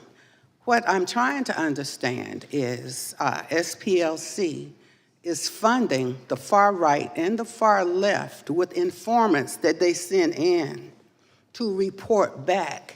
So the informants, to not blow their cover, are doing heinous things on the far right and the far left. I don't think the donors understand that SPLC is using money to stir up racism, to have people fight against each other based on skin color on the far right and the far left, some adjacent funding coming in there. So they're manufacturing this racism, causing people to be hatred and fear. You know, some informants, I have been on the domestic terrorist list. Some informant must have told them I said something hateful. I'm not a racist. So how did I end up on a domestic terrorist list? So how did the guard get shot at FRC? How did that happen? So I don't think that, the question is, donors are being frauded, and money is being spent on the far right and the far left by SPLC with the informants, I think, with some adjacent funding. So the donors think they're trying to clear up the mess. It's confusing to me. So maybe I didn't answer your question. You want to ask me again? I don't quite get it. No, well, let me just ask you this. Do you think the SPLC's hate map, as we've seen many times, is antithetical to the peaceful advancement? It is. It of makes civil people rights in America? afraid. It makes Right. people, I've been on it. I've been on a domestic terrorist list. When I'm for peace and love, one blood, one human race, stop fighting, stop chopping off penises and killing babies. Hey, some of the money, go investigate it yourself, is being used to in the name of LGBTQ, cutting baby parts off. That is happening with the money of donors, and the donors are shocked. Right, right. Thank you very much. Mr. Fair, in SPLC's motion to dismiss the DOJ lawsuit, you briefly discussed the organization's hate map designations. On page 6 of the lawsuit, the SPLC states, these are not mainstream groups or they're espousing traditional conservative political views. Rather, as defined in the Year of the Hate report, these are groups that, through their rhetoric and activities, traffic in extreme and sometimes violent ideologies. And if you have the hate report in front of you, it's mentioned in the motion that there are many different, let me just ask you the question. So do you think that the hate map was designed to identify specific organizations or to just create this ideology that there's hate everywhere across the United States of America? The hate map was created to expose the statements and activities of groups across the country that vilify and demonize others on the basis of immutable characteristics. I yield back. Gentleman yields back. Chair recognizes the gentleman from Georgia, Mr. Johnson. Thank you, Mr. Chairman. This hearing takes me back to the 50s, the time of McCarthyism, the time of demonic and demonizing attacks against political enemies that was in vogue by the notorious and infamous Joe McCarthy, the House Un-American Activities Committee. This is what this reminds me of. And when I go back to the 50s, I also think about how mainstreamed during that time was white supremacy. It was mainstreamed. It was so mainstreamed that presidents had to call out the troops to maintain order or to bring order. I'm reminded of the racist governor of Arkansas denying entry for the Little Rock Nine into the all-white Central High School. I'm sure you remember too, Dr. King, back in '57, the little girls trying to get into the building and being spat upon and taunted and threatened. And I'm sure you remember, Dr. King, in 1962 in Mississippi, when James Meredith was to enroll at the University of Mississippi, and President Kennedy had to call out the troops to guarantee that they stopped the riots so that this man could enroll. And then again in '63, when the troops were called out by the president, as George Wallace stood in the door of the school and said, segregation today, segregation tomorrow, and segregation forever. I mean, that's mainstream white supremacy. Same thing when the troops had to be called out by President Johnson in 1965 to protect the civil rights marchers from Selma to Montgomery, marching for voting rights. And today, the clock has turned back. White supremacy, extremism is again mainstreamed. This president came into office and revoked a 60-year-old executive order banning racial discrimination in federal government hiring practices, saying that it was now unnecessary. We've had the stripping of employment protections from employees of the federal government. We've seen the Civil Rights Division of the Department of Justice gutted and diverted from its mainstream activities. And at the same time, we have experienced we've experienced attacks on the rule of law. The top wealthy, most powerful law firms, some of which bent the knee to this president because he threatened them. We've seen him go after the mainstream media because they would not renounce diversity, equity, and inclusion. We've seen him go after top universities trying to get at their research funding, threatening to cut it off, and actually cutting it off unless they rooted out diversity, equity, inclusion. It's mainstream. White supremacy is mainstreamed. Extremism. Nonprofit corporations have been attacked, like the SPLC, organizations that offer legal assistance and provide advocacy for victims of white supremacy and racial discrimination, organizations which advance the cause of civil rights and voting rights for Black people, like the SPLC does. Southern Poverty Law Center is under attack because they're standing up against the erosion of our democracy. Professor Fair, America may not realize that election workers have recently faced bomb threats, harassment, and targeted intimidation simply for doing their job, and you've issued reports about that.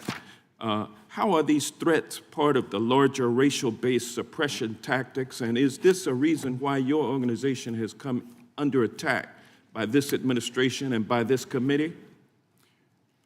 Gentleman's time has expired, but you may answer. Thank you. Congressman Johnson, yes, we believe that there is a direct threat to free and fair elections, and we believe that we are a target of this administration because of the effective work we've done for 55 years. Thank you, sir. I stand with you on your work. Gentleman's time has expired. I recognize the gentleman from Virginia, Mr. Klein. Thank you. Mr. Fair, as the only Virginian sitting on this committee, I'm very concerned about the allegations in the indictment, about your organization's role in the planning of the Unite the Right rally.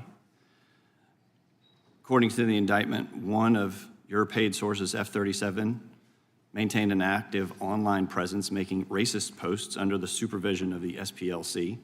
And the SPLC paid this informant over $300,000 during this period.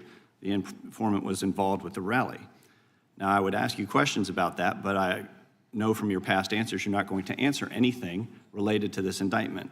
But I want to know how exactly this individual aided in the planning of the rally. I want to know whether this individual attended the rally, because an individual was tragically murdered at this rally. 2 law enforcement officers were also tragically killed in an accident while surveilling the scene. I want to know why the SPLC forced individuals, other sources, to stay in the extremist organization that they wanted to leave. But let me ask you this, because this is public record and you may be able to answer it. Following the Unite the Right rally, the SPLC reported an annual revenue increase of $80 million between 2015 and 2016. Is that correct? Congressman Klein, as I said earlier, a number of national civil rights groups saw their fundraising donations surge after the election of Donald Trump. That is correct. Following the Unite the Right rally as well, correct? The Unite the Right rally was in 2017. You referred to 2015 and 16. I'm sorry. Thank you. Following 2017, you saw an increase, correct? The largest increase, to my knowledge, occurred after the election of Donald Trump. I want to shift to your partnership with the Biden-Harris administration's DOJ and FBI. Were you aware at the time that the SPLC received special treatment, such as direct access to high-ranking officials in the Civil Rights Division, early access to FBI hate crime data, and invitations to exclusive events with DOJ leadership during the Biden-Harris administration? As I said to Chairman Jordan, the SPLC has met with every administration since its founding to advance racial justice and equality in this country. I'm not aware of any special treatment for the SPLC during any of those administrations. Has the SPLC provided training to federal law enforcement, to federal prosecutors? I'm not aware of any training of prosecutors as part of SPLC's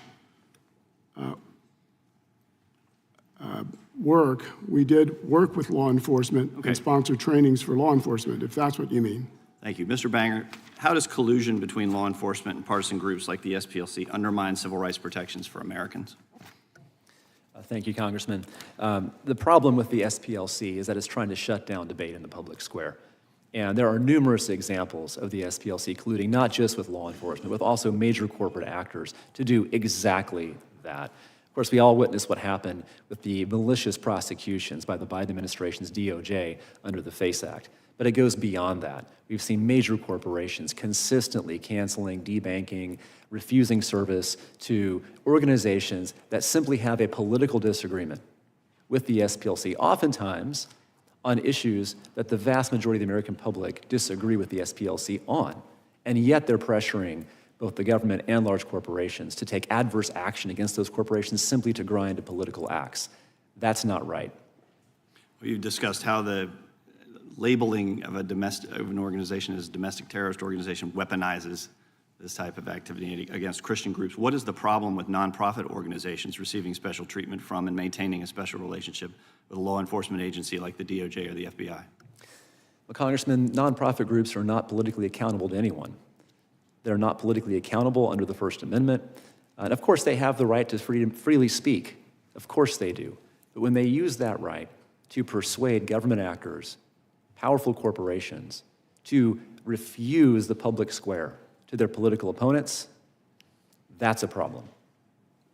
Thank you. Yield back. Gentleman yields back. Mr. Chairman. Gentleman from Georgia is recognized. I've got a unanimous Gentleman state his request. To introduce for the record an article from the Columbus Dispatch titled, quote, 50 white extremist groups thrive in Ohio's heart, period. SPLC indictment helps them, end quote. Without objection. Gentlelady, I'm sorry, Mr. Garcia's unanimous consent. Thank you, Chairman. I ask you unanimous consent to enter into the record this letter from the Christian faith leaders expressing their deep and abiding support for the people and the vital work of the Southern Poverty Law Center. Without objection. Gentlelady, and the committee wishes to express our condolences. I know you had a tough situation with your family. I'm sorry to hear about that, but welcome you back, and you're recognized for 5 minutes. Thank you so much, Mr. Chairman. Really appreciate that. Well, here we are again for a third hearing in 6 months about the Southern Poverty Law Center, and I wanted to point out that voter confidence in the economy has plummeted to a 4-year low. 76% of Americans think that the economy is getting worse. The average price for a gallon of gas has almost doubled since Trump began his unconstitutional war of choice against Iran. And the top concerns of Americans across political party are gas prices, the cost of groceries, and rising healthcare costs. So perhaps it's a surprise to my Republican colleagues that the Southern Poverty Law Center is nowhere on the top list of concerns of Americans across this country. And the fact is that the factual falsehoods and ideological grievances that Republicans keep pushing in these endless hearings is all about fulfilling Donald Trump's mission of punishing perceived political enemies. So I want to be very clear. This hearing is allegedly about SPLC, quote, spreading hate, which is even more ironic given that it's Donald Trump himself who has used extreme rhetoric and gone out of his way to stoke racism, fear, and xenophobia. He has denounced Mexican immigrants as rapists. He's railed against immigration from, quote, shithole countries, his words, not mine.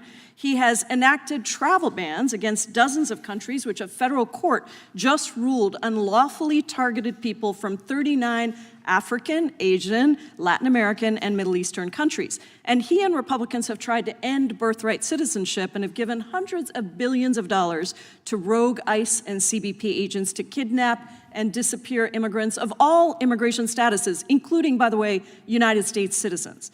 But it isn't just the denigrating of Black and brown communities that's so dangerous. It is the praising, the pardoning, the condoning of extreme white nationalists directly from the White House. In Trump's America, white supremacists at the Charlottesville rally are, quote, very fine people, even after images and videos showed participants making Nazi salutes and cheering on the former Grand Wizard of the KKK. Trump then urged the same network of extremists to storm the Capitol and is still trying to implement his $1.8 billion slush fund of U.S. taxpayer dollars to pardon convicted insurrectionists, at least 89 of whom have gone on to commit all kinds of serious crimes, from child sexual abuse to reckless homicide. And he's done so over and over again, and yet he's weaponizing the Department of Justice to go after the Southern Poverty Law Center because they have dared to call out that hate and extremism, including from people within the White House, like Stephen Miller and others within the administration. My Republican colleagues want you to think that SPLC is targeting mainstream conservative individuals and groups. But I want to dive in a little bit to set the record straight about exactly who we are talking about here. Many of these individuals and groups espouse something called the Great Replacement Theory, which argues that elites are trying to actively replace white Americans and Europeans with non-white immigrants. So, Professor McCord, is the Great Replacement Theory an extreme and hateful fringe theory? It is a fringe extreme theory, Congressmember. It is not something that is adhered to by the majority of the American public or even a large percentage. And it's true, is it not, that the Great Replacement Theory has stimulated violent reactionary responses in multiple cases, including mass murders, mass shootings? There have been numerous mass shootings, including in Buffalo, New York, Pittsburgh, Pennsylvania, El Paso, Texas, and many others, where the writings and work of the people who have committed those heinous crimes reflected that they adhered to the Great Replacement Theory as an ideology. Now, one of the groups that espouses these views is the Center for Immigration Studies, or CIS, and it's an anti-immigrant think tank that SPLC has designated as a hate group. These are some of the statements behind me that CIS's leaders and writers have said, including advocating for the need to maintain a European-American majority, claiming that blacks and Hispanics have lower IQ than white people. And I guess I want to ask you, Mr. Fair, why was it important for Southern Poverty Law Center to designate CIS as a hate group? It was important, Congressman Jayapal, because it is one of these go-to think tank organizations that many people rely on. And our goal is to expose the statements of these groups and to let the people decide. We don't stop speech. We don't stop anyone's speech. There's plenty of speech in the public square from these groups. We expose their statements in the words of what they say and their activities, and let the people decide what they think about it. So that they don't lead to violent actions that follow that. I thank you, Mr. Chairman. The gentlelady has expired. The gentleman from Arizona is recognized for unanimous consent. Yes, Mr. Chairman, thank you. This is from SPLC's Learning for Justice curriculum and how it influences international terrorism debate, with a specific reference that the terrorism in Israel is worse than that of the Palestinians. Without objection, I recognize the gentleman from New Jersey. Thank you, Chairman. I want to start out by saying the SPLC used to be a good thing. It started out doing the right thing. So many of the good examples that have been brought up of what it's about and ending racism and fighting for us to all be on an equal front are in the past. But I want to speak about the present, where we are now. I want to speak about how money was used to fund and create racism, and it was for money. I want to talk about how real Americans don't know the real deal and which actually is going on. It's a great name, you know. People look at a name, Southern Poverty Law Center. What could be better? It stands for doing the right thing. But instead of healing, it opened wounds. Instead of dampening racism, it created more racism, more hate. And that's why we're here today. What happened? What went wrong? All the other stuff we can talk about, but let's talk about this issue today. And the reason that not everybody, but that some folks want to keep straying away from it into other organizations or into the economy or into Donald Trump or the price of gas. It's not what the hearing's about. All important things. I want to talk about those things, but not at the hearing. It's become clear how this organization that was existing to dismantle white supremacy was actually trying to create it in order to get more money. This is all about money. It's all about politics. It's all about changing the political scene and bringing money in to do that. And it was all in the shadows. And if you look in the shadows, you see that the money it was receiving from donors wasn't going towards dismantling hate. Honest to God, if some of the donors really knew where the money was going, they would be upset. In the shadows, they allegedly paid more than $4.1 million to individuals associated, that's a lot of money, by the way, with hate groups like the Ku Klux Klan, the National Alliance, and the Aryan Nations. Why would you give them money? You're trying to fight them. You're trying to stop that. You're trying to make it better. And I could go on and on where the money was spent, all the way that allegedly it was spent for neo-Nazi figures. It was spent to get money for wooden crosses and uniforms of the Ku Klux Klan and the very gasoline to burn the crosses. My God, the only thing more immoral than racism itself is to pretend you're trying to end it and you're actually funding it for personal gain and political gain. That's god-awful. That's hateful. So, with that being said, let me ask, Mr. Fair, let me ask you some questions. Let me be plain about it. Your organization started good, wanted to dismantle hate, yet you actually increased it. You promised to confront extremists. Instead, your indictment alleges you recruited extremists, you bankrolled extremists, you funded extremists. Your organization has strayed from its goal of bringing a country together and healing, and now it's just trying to drive us apart. So tell me, why? If I'm not right, I mean, why is there in the indictment? Why are all those charges there? I know you're going to say they're not true, but you told the donors that their donations would go towards dismantling these groups. Did you also tell your donors that their money would go directly into the pockets of members whose groups you pledged to destroy? I'm a donor. I give you money to stop all this hate, and you're taking the money and you're putting it in the hater's pocket. Do you tell them that? Your mic's not on. Sorry, Congressman. And Van Drew, as I said earlier, all the allegations in the indictment will be addressed in the Middle District of Alabama. We have said publicly, that the Department of Justice knew that we did not give money to any organizations. In the statement you suggested we did. We did not. The Department of Justice knew that we were working with law enforcement, including the FBI. So we've, in public documents and filings, have addressed some of the things you said. We will address others in the criminal case pending in the Middle District of Alabama. I thank you for your answer. I'm telling you, it's going to be shocking because I think it's going to be surprising to good Americans where that money went and how it increased hate. And I'm asking you this question, but again, you're not going to answer it. You don't tell donors, I bet, and if you answer just yes or no, that the money they gave would buy wood and fuel for a cross burning. Do you tell them that? Did you tell them what it was used for? Congressman Van Drew. I know, it's going to be addressed. It is going to be addressed. And you guys are going to be in trouble. And you're going to have a real problem on your hands. We believe our donors support all of our work.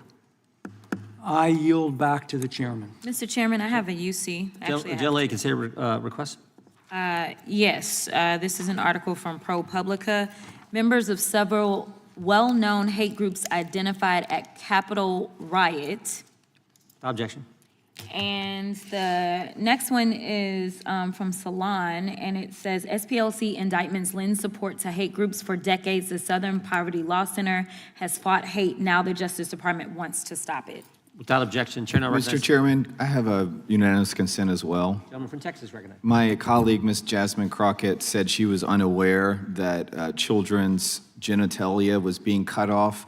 I'd like to submit this article that says Trump administration lauds plastic surgeon's statement on trans surgery for minors. I'll send you a copy, Ms. Crockett, so you can learn more about this Mr. heinous Chairman, practice. just for purposes of the record, I You'll know just that pass this down for me. I know that that side doesn't have too many women, so we may all look alike, but it that was was me. actually my colleague.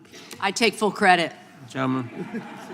I apologize. I just assumed it was you, Ms. Crockett. Please forgive me.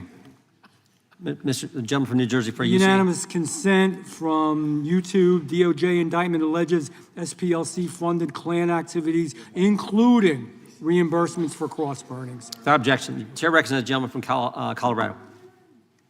Thank you, Mr. Chairman.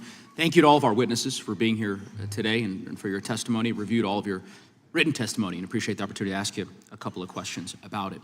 Mr. Banger, you work for Alliance Defending Freedom, correct? Yes, sir. Okay. I reviewed your written testimony.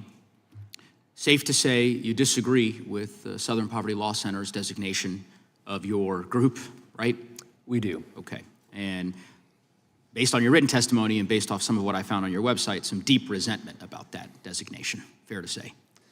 Sir, we don't resent them, we disagree with them. Disagree with them, okay. Well, as I look at your testimony and as I review your website, it is pretty clear that you view Southern Poverty Law Center as an adversary, or is that a fair characterization? We have disagreements with them on a number of issues, including policy and otherwise. That's how you would describe them? Disagreements? I mean, the words that you use to describe the Southern Poverty Law Center do not strike me as a simple matter of disagreement. It seems pretty clear to me, based on your website, based on your testimony, I don't know why you'd be walking away from that now, that you vehemently disagree with the Southern Poverty Law Center, that you are pleased that they have been indicted. You have called, this is from your recommendations for congressional action, direct banking regulators to investigate ECOA and Regulation B compliance at institutions using SPLC-linked vetting tools, right? So you are calling for investigations into the Southern Poverty Law Center. That doesn't sound like something that you would do with someone you disagree with. Am I wrong? Well, Congressman, anytime that a designation by a nonprofit that's politically unaccountable is being used by federally regulated banks to discriminate based on religious belief, that's something that the government should be aware of and should look into. So I'm simply saying that I didn't expect to have this much of an extended back and forth on the premise of the question. I think that your bosses at Alliance Defending Freedom, if they were testifying here, would say, we vehemently disagree with Southern Poverty Law Center. They're an adversary. They are an enemy. We are glad that they have been indicted, and we are calling for more investigations of them, which you did in the written testimony that you provided to this committee. Do you think it would be inappropriate to harness a criminal prosecution of an entity to pursue the enemies of your organization? Would that be an inappropriate thing to do? Well, Congressman. No, that's a yes or no question. You can ask, if you don't think it's inappropriate, you can say no. If there's true criminal activity, then of course the government has the right to investigate. Sure, but if there's no criminal activity, it would be wrong to do that, right? Well, it depends upon what the facts ultimately Mr. Banger, this is why I asked the question.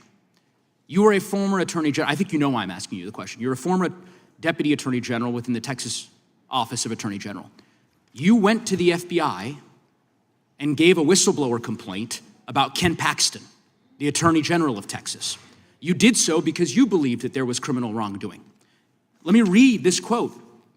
In my view, the criminal process had been harnessed to pursue the business enemies of an individual who also happened to be under intensive investigation by law enforcement.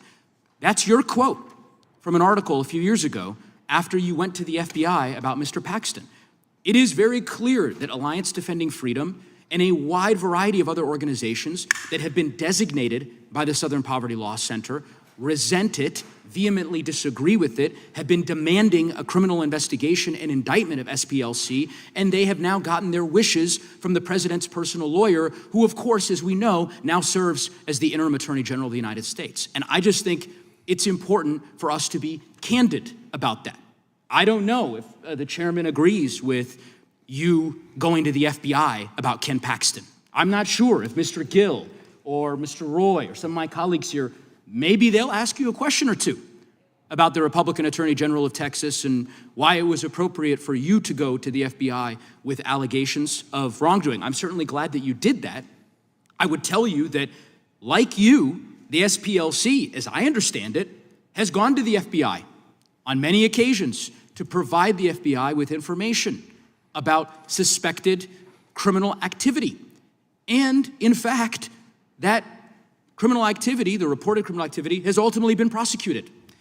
By the way, not by President Biden's Justice Department, but by Donald Trump's Justice Department. And the best example of this, which was brought up earlier, was the potential mass terror attack at a synagogue in Las Vegas. And Mr. Fair, I think you've already attested to this, but just to be clear, your organization gave information from a paid informant to the FBI when Donald Trump was president. And Donald Trump's FBI used that information to prosecute someone to prevent them from engaging in this mass terror attack. Is that true? That is correct. That is correct.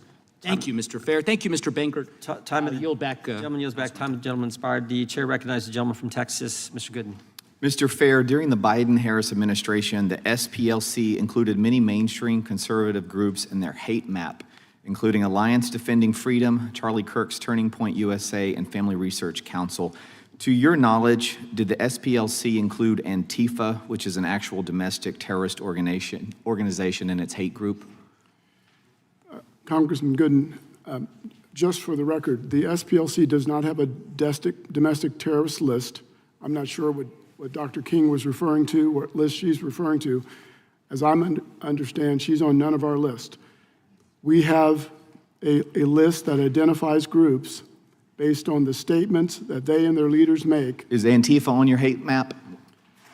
Again, as I said earlier, Congressman Gooden, it's my understanding that the FBI has said. So they're not. Antifa, Let me ask you this. Has SPLC labeled the radical left group Jane's Revenge as a hate group? This group has publicly taken responsibility for vandalizing and destroying pregnancy resource centers and Catholic churches since May 2022. Have you all designated that on your hate map?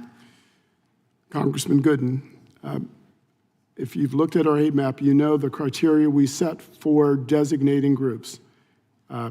One designation is when a group expresses, vilifies, demonizes individuals based on immutable characteristics. The second is a group that expresses anti-government conspiracy theories. So destroying pregnancy resource centers and Catholic churches would not qualify as hate under your definition. You guys are okay with that.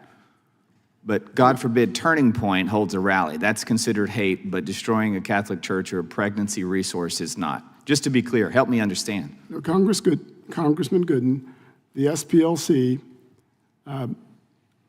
establishes its own criteria, and any other group can create its own list. Under our criteria, we've designated those groups based on what they've said. Under your criteria, Turning Point USA, Family Research Council, and other conservative Christian groups are considered hate groups. But Antifa and Jane's Revenge that burns down Catholic churches and pregnancy resource centers, those are not hate groups. It sounds like you're really proud of that process. I'll move on because I frankly think it's disgusting. And you know what? I'd actually ask for you to add me to your hate map. I'd be honored to be on it. It sounds like it'd be in great company. During the Biden-Harris administration, the FBI's Richmond field office relied on information from the SPLC when creating its memorandum that categorized certain Catholics as racially motivated violent extremists. Do you believe that Americans practicing their Christian faith and exercising their First Amendment rights are violent extremists?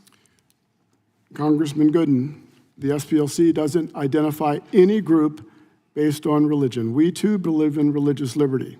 We identify groups based on the statements they make, that their leaders make, based on their activities that target various groups. Well, many of these statements are based on religious beliefs.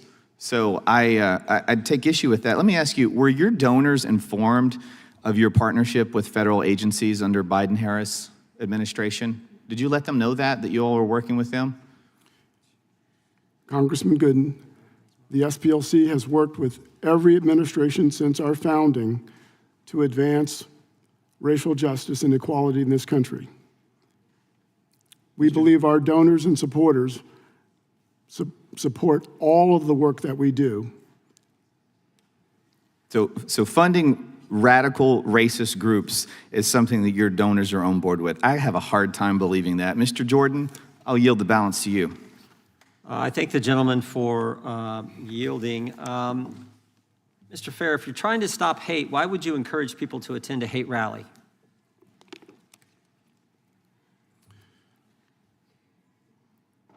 The SPLC doesn't encourage people to attend hate rallies, Chairman Jordan. And if you're referring to any allegations in the indictment. Well, I'm just asking in general. I'm not saying it's one thing. You've said you've had informants, you had field sources. If you have informants and field sources there, that's one thing. But the indictment says that these informants and field sources were encouraging other people to attend these hate rallies. Right. And I'm saying, okay, so you don't have to answer that specifically, but is that a good thing in general? Again, all the allegations in the indictment, do you wish, Chairman Jordan, okay, will be addressed.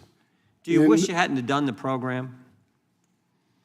You said the program was successful, helpful, but now you're stopping it. We stopped the program because we believe hate and extremism has migrated significantly online and into government agencies. Wow, that's big.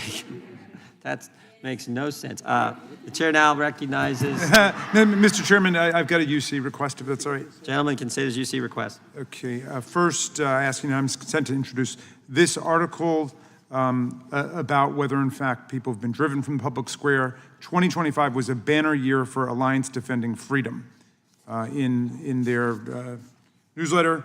And I ask unanimous consent to introduce for the record a report by the DOJ's Office of the Inspector General, which found no evidence of anti-Catholic bias or malicious intent on the part of the FBI personnel who prepared the Richmond domain perspective. Even though they apologized for it. Well, I've got the report right here from the Inspector General. Well, we have the apology from Director Wray, so you typically don't apologize for something if you didn't do anything wrong. Let's submit it to the record and let everybody read both of them. Yeah, okay. We'll have to submit Director Wray's statement as well. Chair now recognizes the gentlelady from North Carolina. Thank you so much, Mr. Chairman. It is beyond ridiculous that we are having yet a second hearing on this topic, something that is in active litigation and that the courts should sort out. It's especially ridiculous because we've had no oversight hearings of what the DOJ is doing under Mr. Blanche when he is about to be in front of the Senate for confirmation for Attorney General. And he has had so many incidents that are worthy of investigation, including his handling of the Epstein files and Ghislaine Maxwell's transfer to Club Fed. But that's not why we're here today.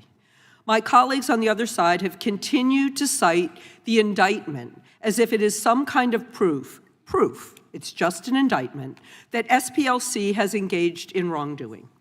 This indictment essentially states that making payments to a confidential informant to infiltrate violent extremist organizations is the exact same thing as supporting those organizations. That also is ridiculous. The FBI pays informants all the time. Are they supporting the groups that they're trying to undermine? This is a bizarre Alice in Wonderland theory. And if allowed to stand, it would call into question decades of intelligence and law enforcement practices used to prevent violence and dismantle criminal networks. Mr. Fair, How does the intelligence and extremist monitoring program within SPLC support your work to combat violent hate groups in America? Thank you, Congresswoman Ross. Our confidential informant program helped save lives. We shared information with law enforcement.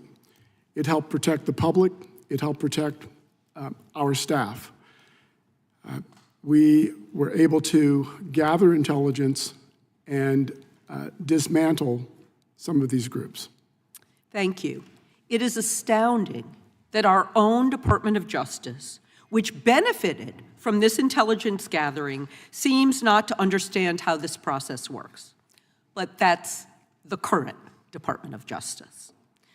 Ms. McCord, you were a federal prosecutor for 2 decades and led the National Security Division of the DOJ, which prosecutes crimes like domestic terrorism. Did your work ever involve or rely on paid confidential informants?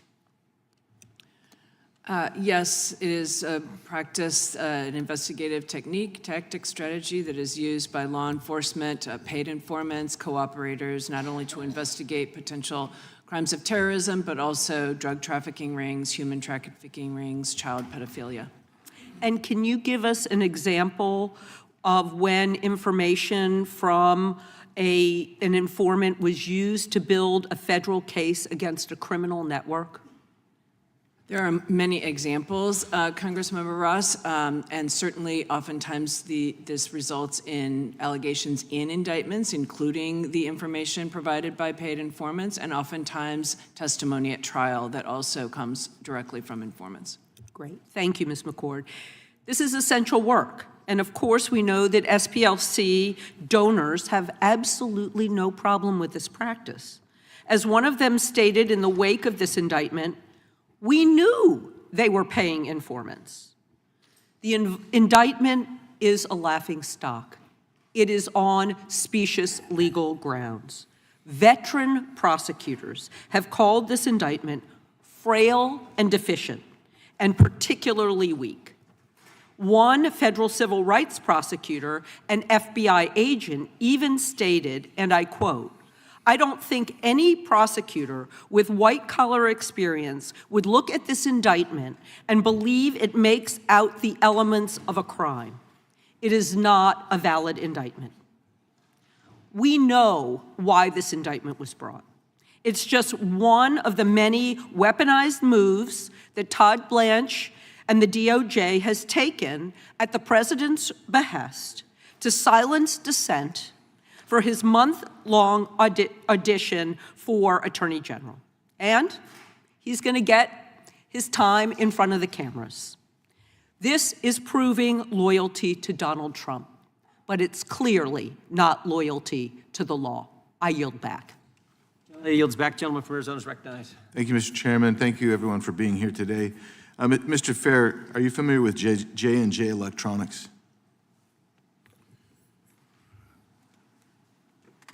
Are you familiar with Kelly's Marine?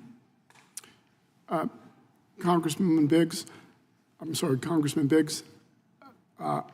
not sure that I'm familiar with them. If they are... Are you familiar with Turner Personnel? If these are names of companies in the indictment, they will be addressed in the criminal case pending against... You seem puzzled. The look on your face indicates that maybe you weren't familiar with them, but I don't know. Isn't it true that those fictitious companies, the 9 of them, were set up by SPLC employees?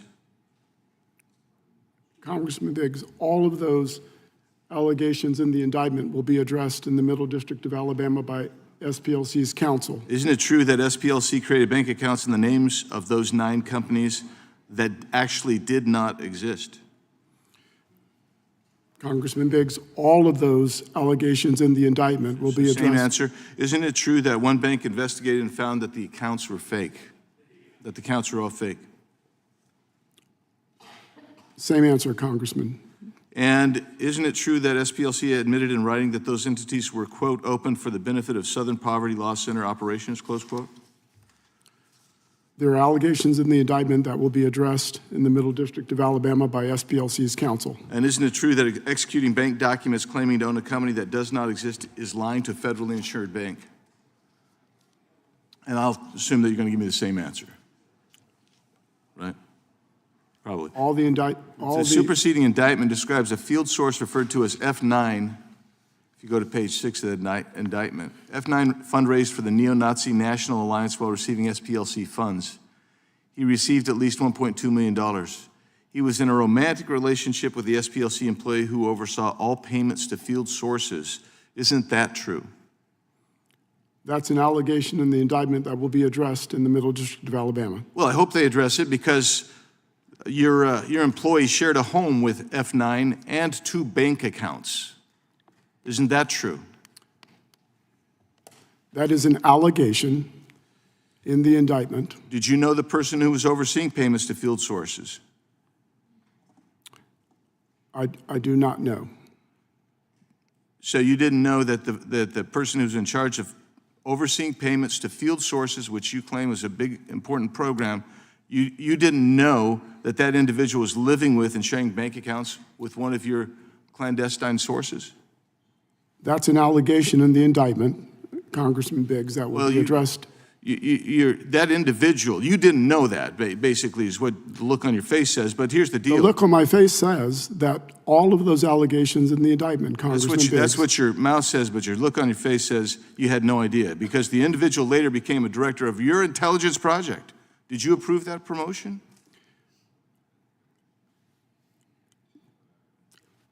Congressman Biggs, I've been serving as the interim president of the SPLC since July. I don't know what time frame you're referring to, first of all, and second, all the allegations in the indictment will be addressed in a criminal proceeding where they belong. Yeah, you keep saying that, and that's interesting. But there is a due process clause. You were the one that approved the promotion of that individual to become director of intelligence project, did you not? Congressman Biggs, all of the allegations in the indictment. That's not an indictment question. So when did you learn about the nature of their relationship? I'm not sure what time period you're referring to. Well, in 2014, F9 broke into the headquarters of an organization, stole 25 boxes of documents, transported those across state lines, and he was paid money by that individual and continued to receive money for 20 years, in total receiving allegedly $1.2 million. And he's the one, F9 is the one that was involved in the romantic relationship with your employee. And I want to know, are you telling us that you never knew about that relationship even as you sit here today? I'm telling you first that all the allegations in the indictment will be addressed in the Middle District of Alabama in the criminal case pending before that court. And I'm telling you second, I don't know what period you're referring to. Did you take any personnel action after you learned it? Mr. Chairman, the time's way up here. Oh, it's 8 seconds. Oh, boy, that's way up. Well, I'm Mr. glad you Raskin. conceded that. Yeah. You're great at badgering the witnesses, but just obey the rules. We've been listening to your guys go Time 30, belongs to the 45 gentleman seconds from over. Arizona, and his time has expired. The chair will note that the ranking member got, I think, 13 minutes in an opening statement, so we're pretty lenient on the time around here. The gentlelady from Vermont is recognized for 5 minutes. Thank you, Mr. Chair, and I thank the witnesses for being here. We are now enduring yet another hearing of this committee regarding Republicans' absurd allegations against the Southern Poverty Law Center. And we already know about the battle between hateful extremist groups and the civil rights litigators at SPLC. And we know that President Trump, Acting Attorney General Blanche, and many other members of this administration have sided with extremists over and over again. This third hearing is clearly part of a broader effort built on a pathetic, blind loyalty to one man, Donald Trump. President Trump prizes loyalty over principles, loyalty over values, loyalty over competence. And that is why he wants to elevate his personal lawyer to serve as our Attorney General. Acting Attorney General Blanche has quickly earned President Trump's trust by using the Justice Department to attack people and groups like SPLC that have stood up to this administration and its lawlessness. Mr. Blanche has overseen the creation of perhaps the most corrupt scheme in our nation's history, the DOJ weaponization slush fund. Blanche signed off on an unconstitutional agreement to give taxpayers money to criminals and insurrectionists, people who beat cops in this building. But that's not all. Acting Attorney General has also initiated a criminal fraud investigation of E. Jean Carroll, the woman who successfully sued Donald Trump for sexual assault. He has indicted former FBI Director James Comey for an Instagram post with seashells, ladies and gentlemen, seashells. He has installed a Trump loyalist to replace a career prosecutor who would not indict former CIA Director John Brennan on ridiculous charges. That's what we're doing here. Mr. Blanche is clear about his role. He knows he is auditioning to be the president's lawyer, his personal lawyer, the job that he's had before. He has said in his own words that the president has a, quote, right and duty to use the Justice Department to investigate his political enemies. That absurd idea, of course, conflicts with the entire concept of an independent DOJ. Professor McCord, is the role of Attorney General different from being the president's personal attorney? Yes, it is, Congressmember. The role of the Attorney General is to take an oath to the Constitution, as every single prosecutor in the Department of Justice does. It is not an oath to a person, and certainly not an oath to the president. That's absolutely right. And why should the Justice Department be independent from the office of the president, regardless of which party is in power? Since Watergate, it has been important to attorneys general of both parties that the American public not believe that the Department of Justice will be used for political purposes. And so the policies have been for more than 50 years until now that it will not be directed by the White House when it comes to prosecutions and investigations. And what are those dangers? You know, the dangers of a system where politically driven prosecutions become the norm. Well, certainly one of those dangers is the infringement on First Amendment rights, among many other dangers. There's the legitimacy of the Department of Justice, there's the integrity of the prosecutors when they go into court, but on the First Amendment, when we see targeting of organizations and individuals based upon their speech, and that includes a number of the individuals you mentioned in your opening remarks, that infringes on constitutional rights. I agree with you. And now we're in a situation right now that I never imagined we would find ourselves in, that we have a president who has installed a lackey to lead the Department of Justice, and now he wants to make him permanent. And I need much more than 5 minutes to touch on all the ways in which Mr. Blanche's conduct is disqualifying. In this case alone that we're here once again discussing, in this case alone, he has misled Americans by stating on television that he did not know that SPLC was giving informant information to law enforcement. And of course, as my colleague from North Carolina has said, Mr. Blanche is a central figure in the Epstein files cover-up. He was the person who met with Ghislaine Maxwell before she was transferred to a club-fed facility. The accusations against SPLC are ridiculous. Legal experts are clear that the indictment being offered by Mr. Blanche is invalid. But like all things with this president, it is both ridiculous and completely serious. We have to make clear that his nomination is nothing more than a stamp of approval for scandal after corrupt scandal. I yield back. Gentlelady yields back. The gentlelady from Florida, Ms. Lee, is recognized. Thank you. I yield my time to the chairman. Oh, thank you. Thank you, Representative. Mr. Bangert, a government-paid informant and a law enforcement-paid informant is different than a private sector paid informant. Wouldn't you agree? Yes, Mr. Chairman. I mean, Ms. McCord said, oh, she went this long thing. I forget who was asking the question. Oh, this paid informants happens all the time. Doesn't happen in the private sector like that, right? They're very different. Yeah, very different. Now, for all we know, it could be the same people. I mean, maybe the government was paying the same people they were paying. I don't know. Maybe these guys were double dipping. That's a question I think worth exploring. But the idea that, oh, this is just fine, particularly when the private sector, the private entity doesn't tell their donors what they're doing. Would you agree with that? That didn't make that. That's not the same as the FBI paying an informant for valuable information or local law enforcement paying informant. Different animals, right? I think the indictment points out the discrepancy there. Yeah, exactly. And particularly, I don't know, maybe it's happened over time, but you know, when you add to it that the private entity is paying an informant or a field source millions of dollars that they're not telling their donors, that's different than the FBI or local law enforcement paying some informant. Wouldn't you agree? I do agree, Chairman. Okay, let's get to this issue that the ranking member raised early on regarding the First Amendment. I agree, they can say whatever they darn well want. Of course we got a First Amendment. I mean, we did a big investigation on censorship, we had the First Amendment. But what has happened, and this I think was where you were going, Mr. Bangert, is when the organization colludes with corporations, colludes with banks, and worse yet, colludes with the government to silence and go after people for political reasons or other groups for political reasons, like the Alliance Defending Freedom or the Family Research Council. That's where the rub comes in. Isn't that accurate? Yes, Mr. Chairman, it's entirely accurate. I mean, it's sort of like the old Sesame Street skit of one of these things is not like the other. I mean, on the one hand, you have violent extremist groups. On the other hand, you have peaceful, pro-family, Christian, conservative organizations. And what the SPLC has done over time is it has expanded this hate map to include the latter.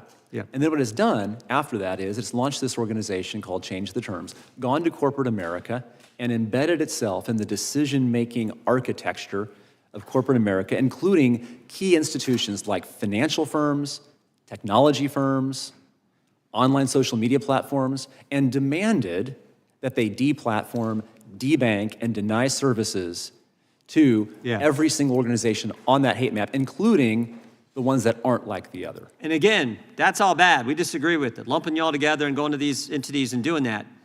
But what's really wrong is when they go to government and get the government's stamp of approval, which is what I think happened. This is why there was this cozy relationship between the Biden-Garland Justice Department and the Southern Poverty Law Center. Do you agree with that? That compounds the problem exponentially. Yeah, because when the government, when the Justice Department is making them out to be the end-all, be-all standard objective source out there, bringing them into quarterly meetings, using their material, helping them, having them train their prosecutors, that's when we get into the problem. And so much so that the FBI director sat in the same seat you're sitting and said that memorandum written by the Richmond field office was wrong.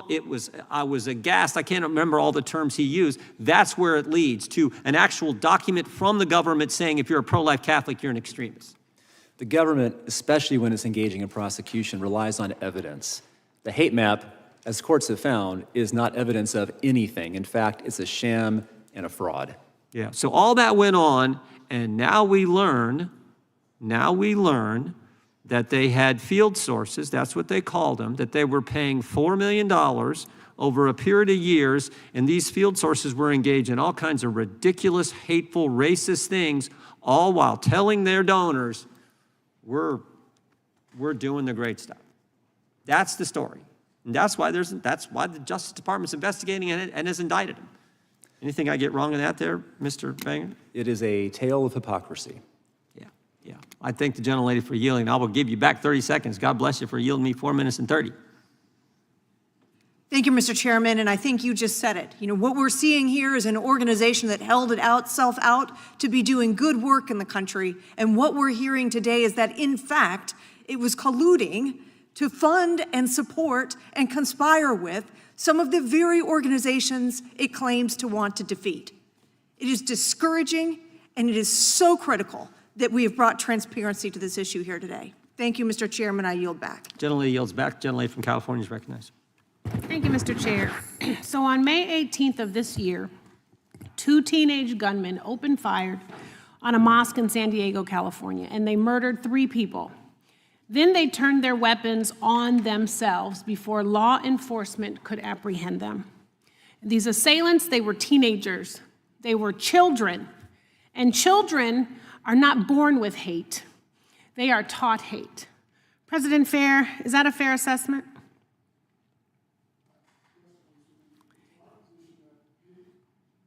Sorry, Congresswoman, it's our position that Hate is never peaceful for its victims, Right. ever. And you know, these assailants, they learned this hate somewhere, and they shared it actually in their very long, detailed, hate-filled manifesto, referencing a number of extremist organizations by name, like the Terragram Collective, the Base, and the Adam Waffen Division. So President Fair, are you familiar with some of these groups? Yes, the Adam Waffen Division is one of the groups that we shared intelligence on and was behind the threatened massacre in Las Vegas. That's right. It's a neo-Nazi extremist group, and in 2019, SPLC actually gave information. It was good enough for law enforcement that they were able to thwart a terrorist attack that was planned by one of the members of this Adam Waffen division. And in fact, he said he was planning a terrorist attack, and he had explosives, and he was targeting a synagogue and a bar that was patronized by the LGBT community. So by the way, for everybody, happy Pride Month. And Ms. King, I say that in honor of your uncle's dear friend, Bayard Rustin. So we are talking about accelerationist neo-Nazi networks and two teenagers in San Diego who were inspired by them. And this is a hate-filled pipeline getting to our children. It's a pathway by which teenage boys and young men are drawn from mainstream platforms into these increasingly radicalized spaces where they are encountering content that glorifies hate, violence, and criminal activity. And to be fair, what happened at that mosque was a criminal act.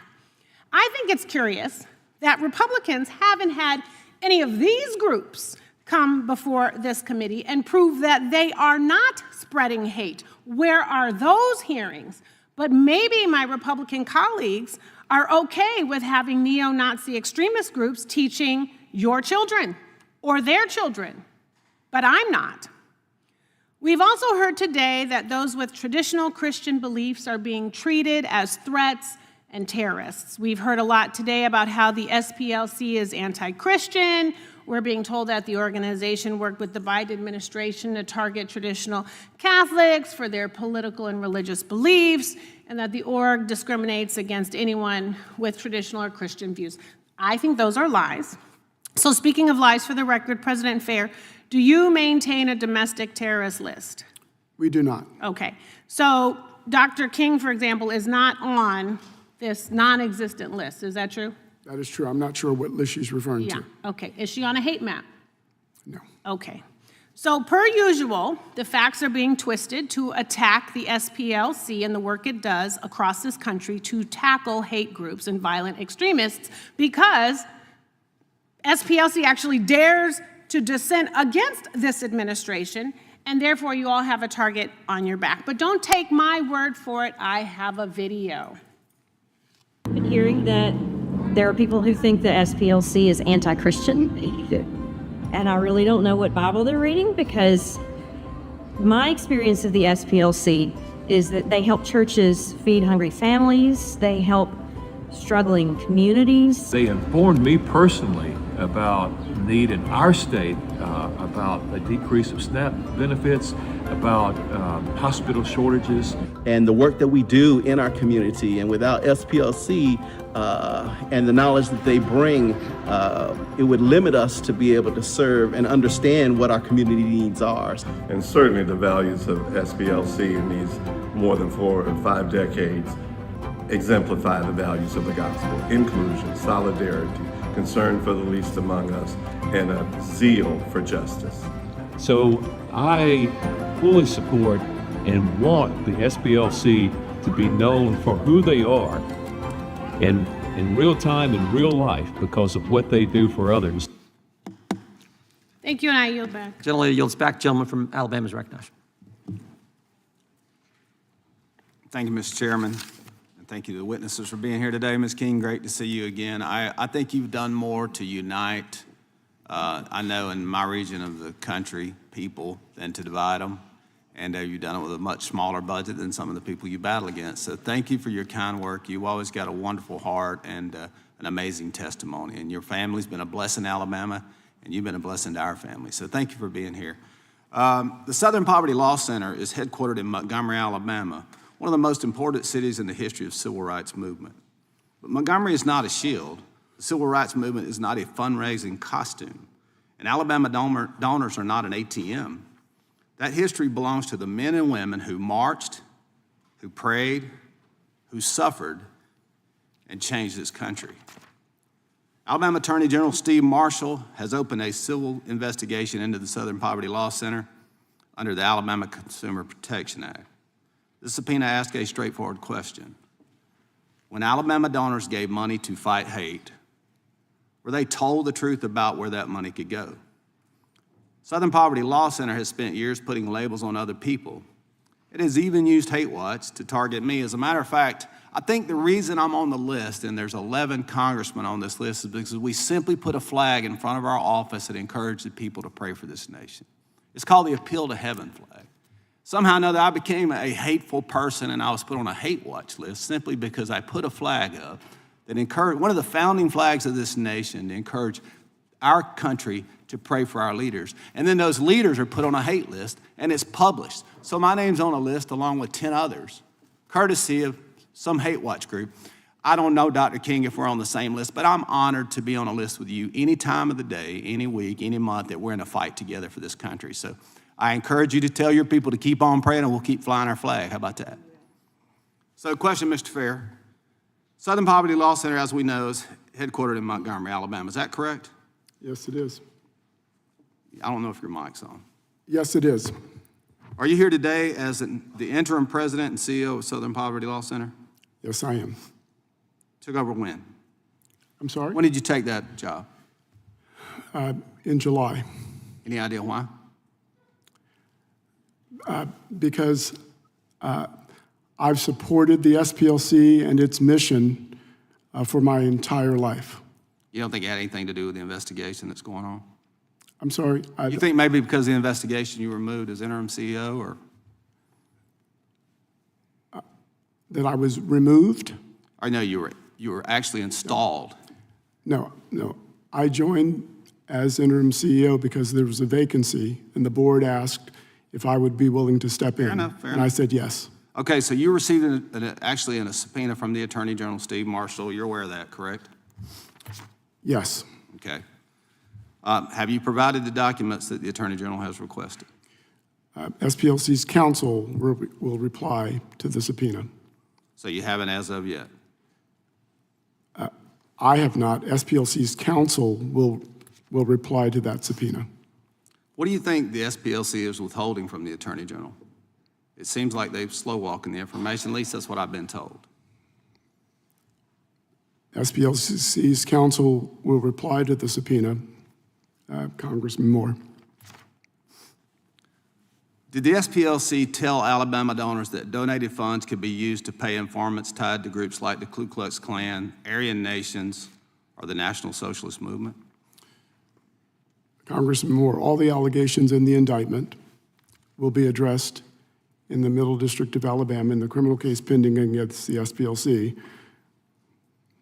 Okay, did the SPLC donation page tell Alabama donors that their money could be paid directly or indirectly to sources inside extremist groups? Did y'all notify your donors of that? Same response, Congressman Moore. Did the SPLC's fundraiser emails to Alabama donors use the word informant? Congressman Moore, as I said, counsel will address all the allegations.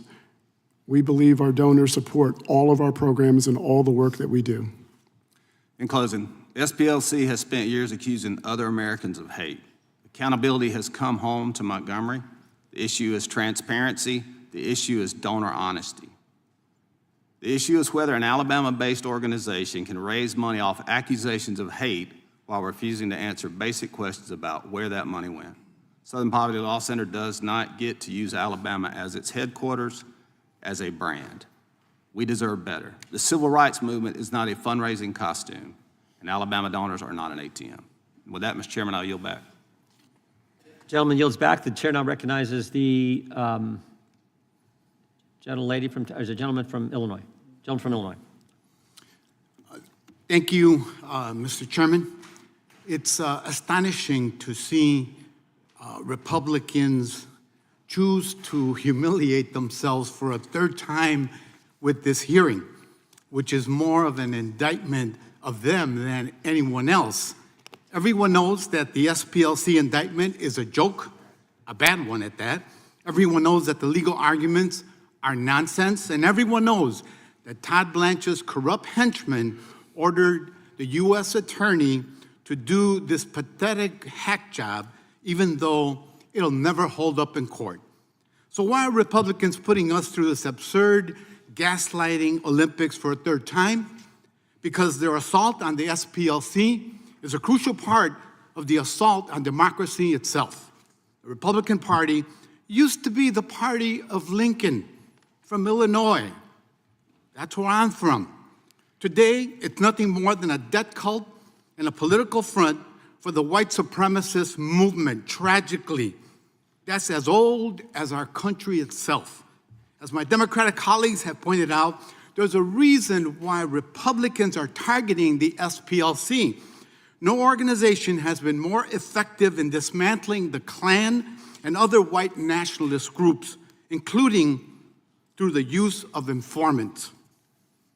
This is a nonprofit organization. It has a board of directors. They govern organizations in case you don't know.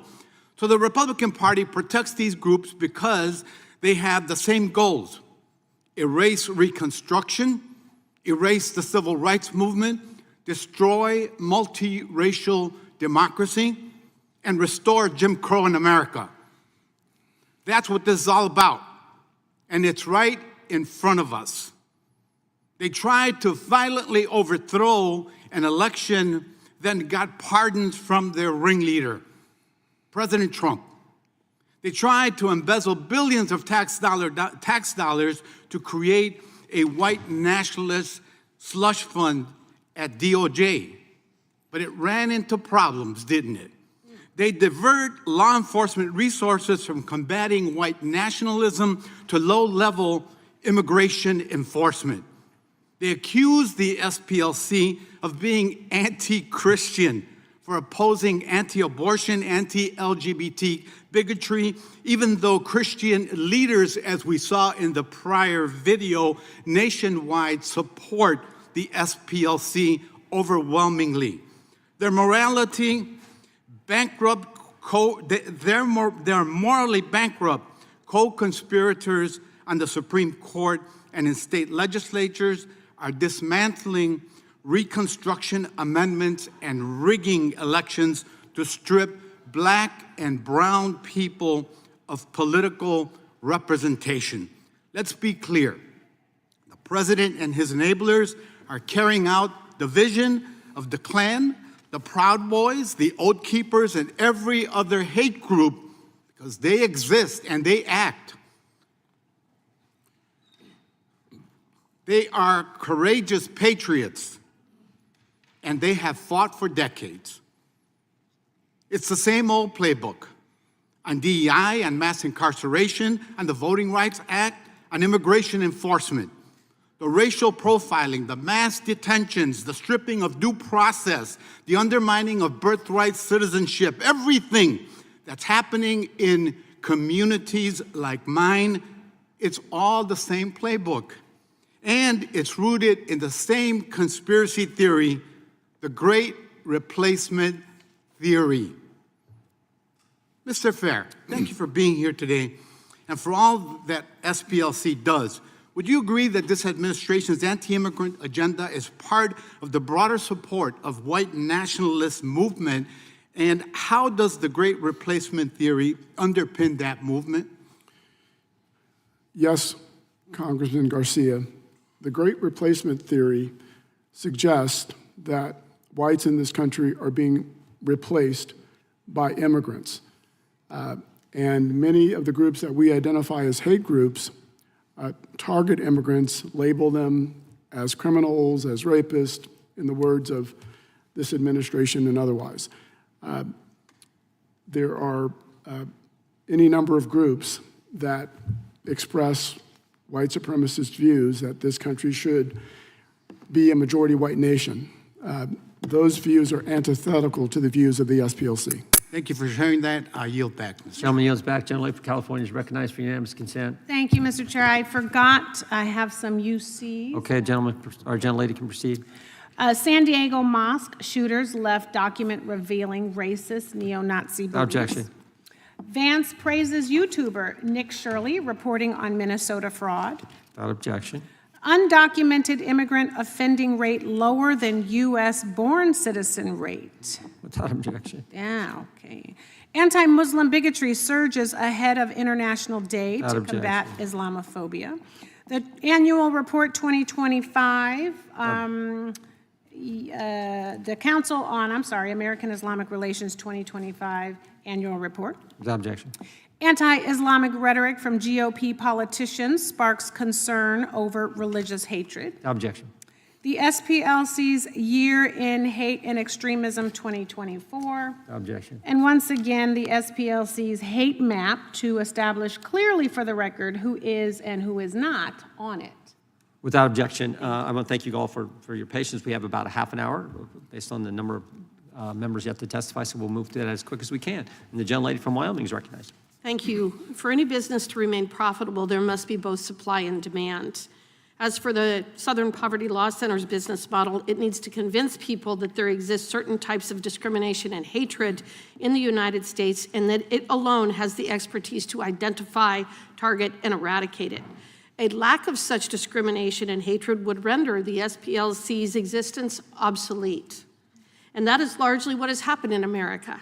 So what is a business to do when its very existence is threatened by a dramatic decrease in the scourge that it exists to combat? What happens when racism, for example, is largely a thing of the past?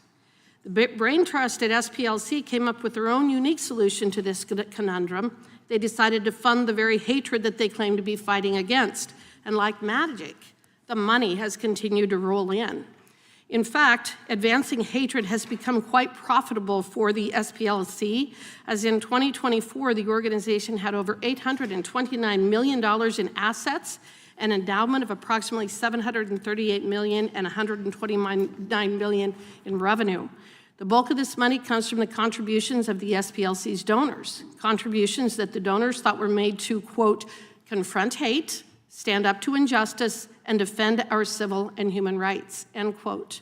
But that isn't the case at all.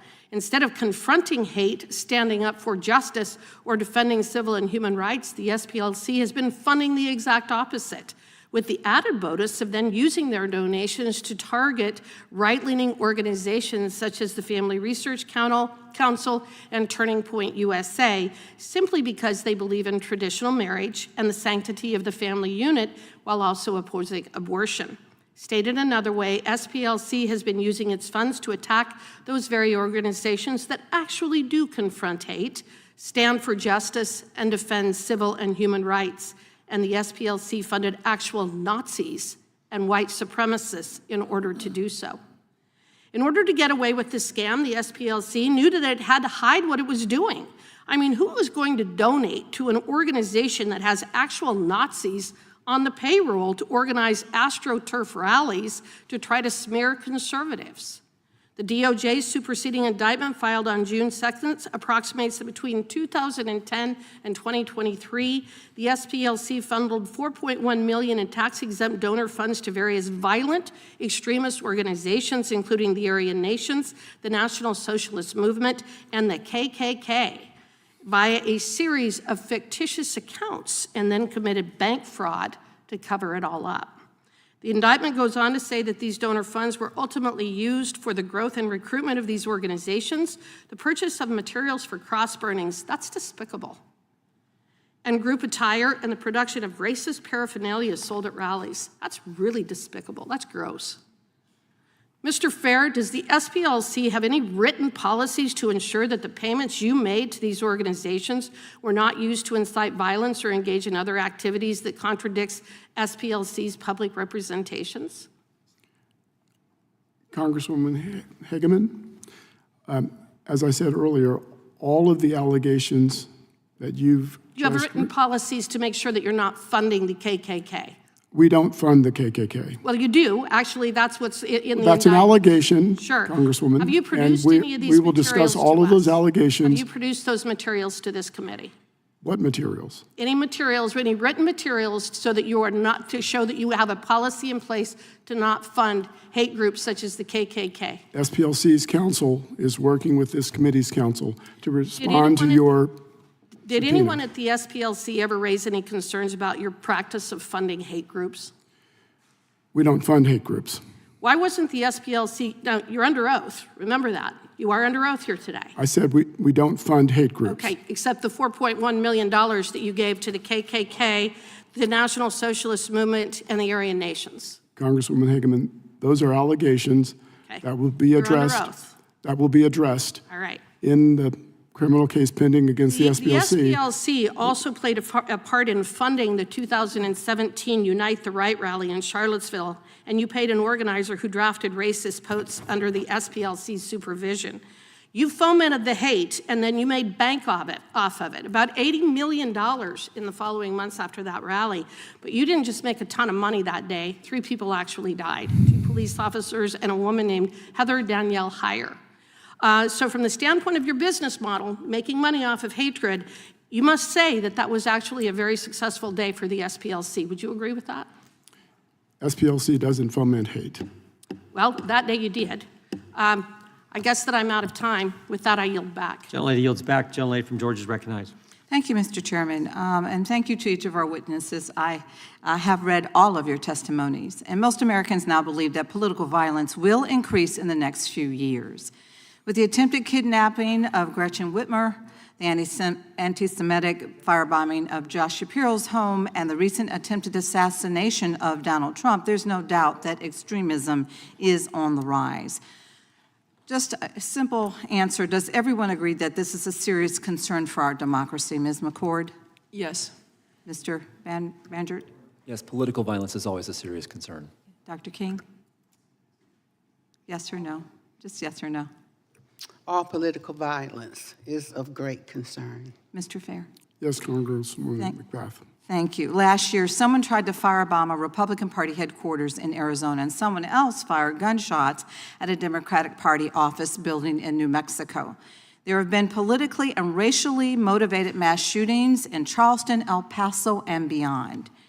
Yes or no for each of you, do you think it should be a priority of the Department of Justice and the FBI to combat extremism and political violence?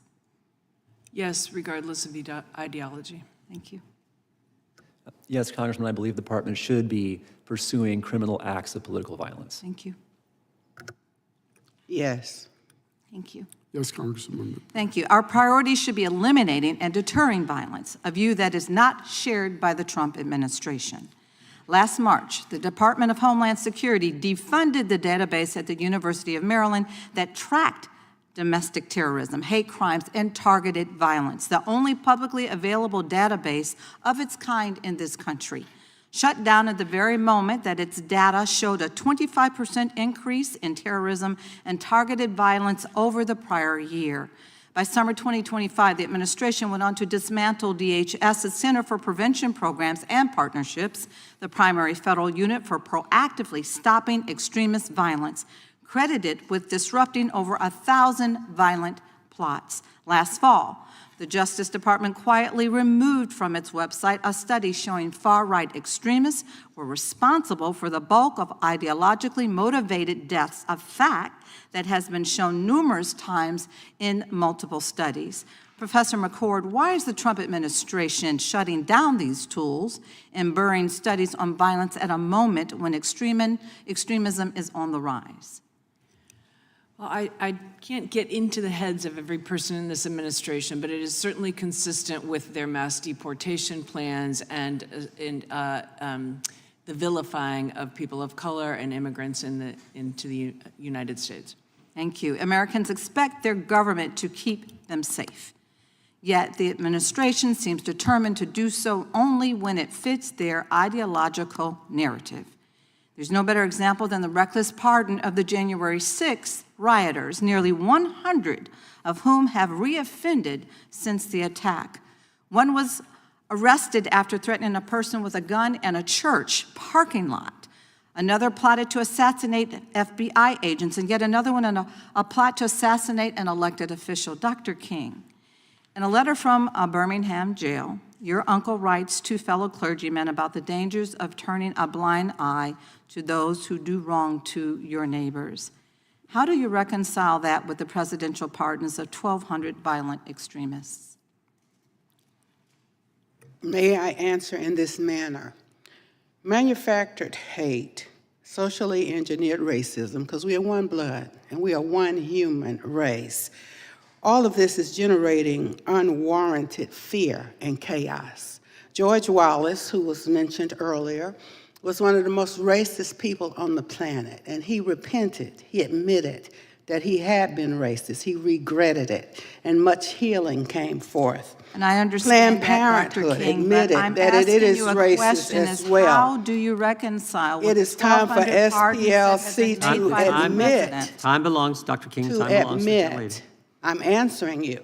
And so in a letter from the Birmingham jail, injustice anywhere is a threat to justice everywhere. Okay, Everything thank you for just that. mentioned was terrible, but what Thank you about for the that. guard that was shot I'm moving on. right out at Professor at McCord. Family Research Council? I'm Thank you trying to very much. answer. Dr. Thank King. you. Thank You you. know, injustice, violence is reclaiming my wrong. Time I belongs to reclaim the- my time. I'm reclaiming my time. Time belongs to the gentleman. Violence, all violence is wrong. Professor Mr. Chairman, could you McCord. restore her time, just 25 seconds? We've been very generous with the time. We'll give her a few seconds more.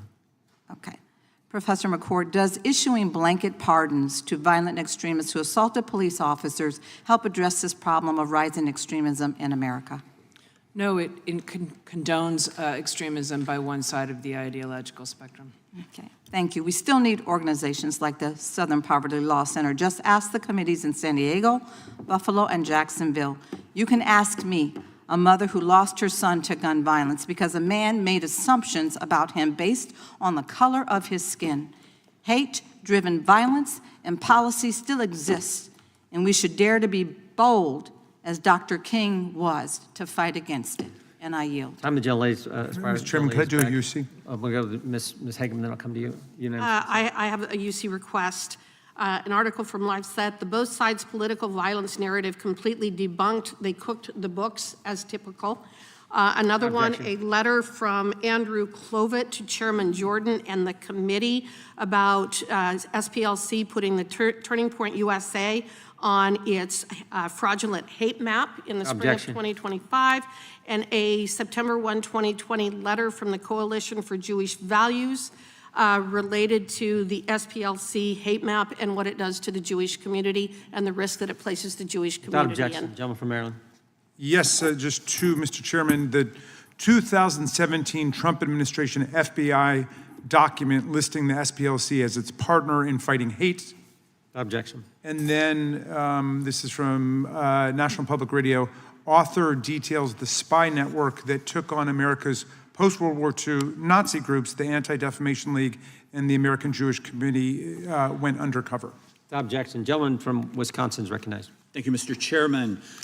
Dr. King, Mr. Fair is saying that SPLC does not fund hate groups. Is the KKK a hate group? The KKK is a hate group, and what I'm very concerned about is that whether it's for informants or whatever, manufacturing all this fear and hate is not effective. And I do know, somebody said that the SPLC donors don't have any problems. Well, some of the donors have said, I didn't know that's what they were spending the money for. I didn't know what they're doing. So it's not effective to pay the KKK or an informant to pretend they're KKK or whatever.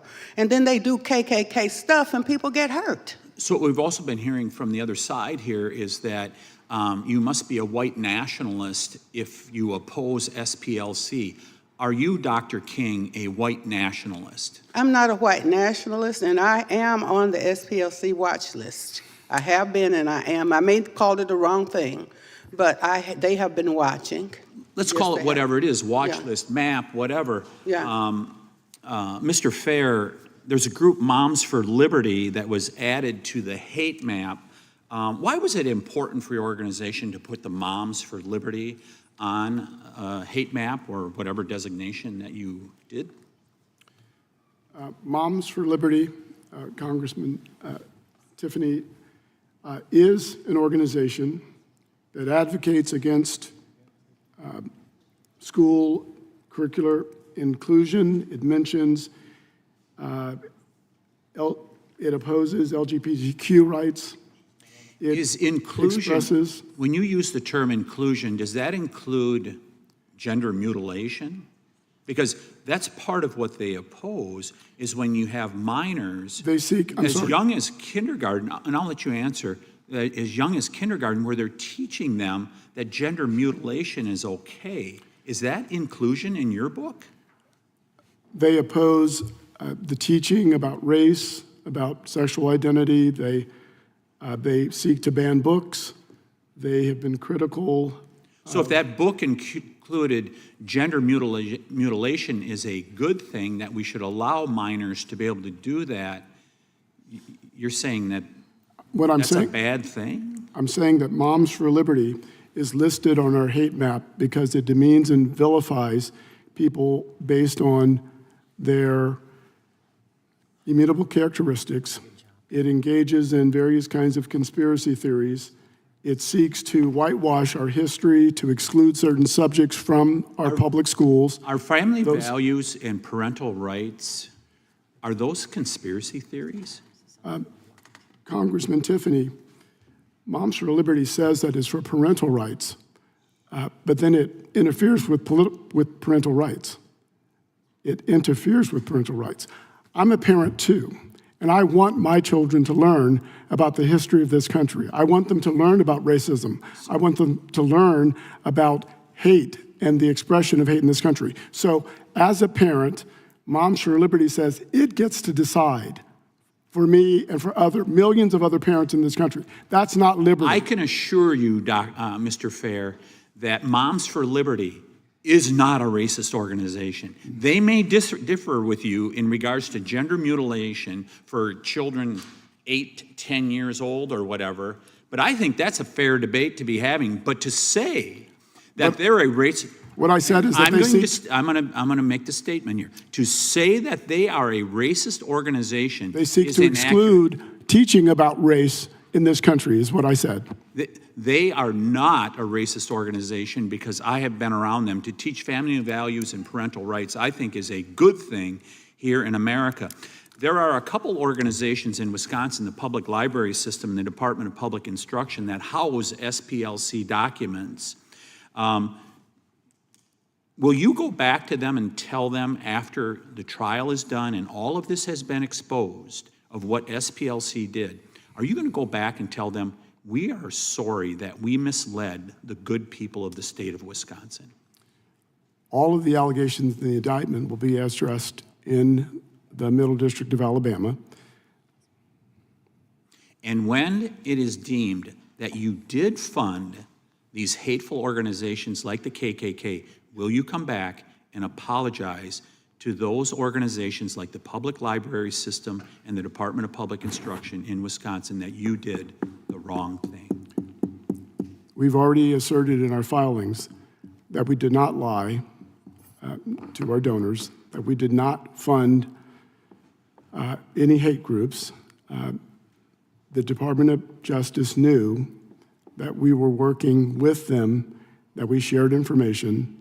Time of the gentleman's expired. Mr. Chairman, it's unanimous consent request. It's just an article with respect to Moms for Liberty and focusing specifically on critical race theory and DEI, not specifically talking about or teaching race and their positions on that. I'd like to insert that on the record. Without objection. Gentleman from Texas recognized. You know what? I hate that we have spent this much time, on SPLC, and we've not addressed the elephant in the room, the literal elephant in the room. The vast majority of the people on that side of the aisle, and for those of you that are at home, let me tell you, when I say that side of the aisle, I'm talking about the Republicans, the ones that brought this hearing. And again, you've heard that this is not the first hearing, but the vast majority of them are white men. White men are lecturing people of color because the vast majority, actually, any semblance of diversity comes from this side of the aisle. You want to tell people of color who is fighting for who? People of color do not feel comfortable or welcomed within your party. That's why you have to parade someone who has the name Dr. King attached to them so that people can be confused, because I have been reading the comments online and people are like, who is this Dr. King? Because you want them to believe that somehow she espouses who Dr. King was, yet you've yet to have MLK the third come in here. You've yet to have Dr. Bernice King, the ones that were actually raised by Dr. King, the ones that actually probably understand the teachings of Dr. King. And I just want to be clear, because I want to talk to y'all about what the Dr. King had to say about racism, so that y'all don't get it twisted and don't get it confused just because you see the name sitting in this room. Our nation was born in genocide when it embraced the doctrine that the original American, the Indian, was an inferior race. That was from his 1963 book, Why We Can't Wait. He also said, in the final analysis, racism is evil because its ultimate logic is genocide. If one says that I am not good enough to live next door to him, or to have a good, decent job, or to go to school with him merely because of my race, he is saying consciously or unconsciously that I do not deserve to exist. This was from his 1967 speech, The Other America. So just to be clear, y'all don't seem like y'all even understand what a hate organization is. So I went to Google to help you out.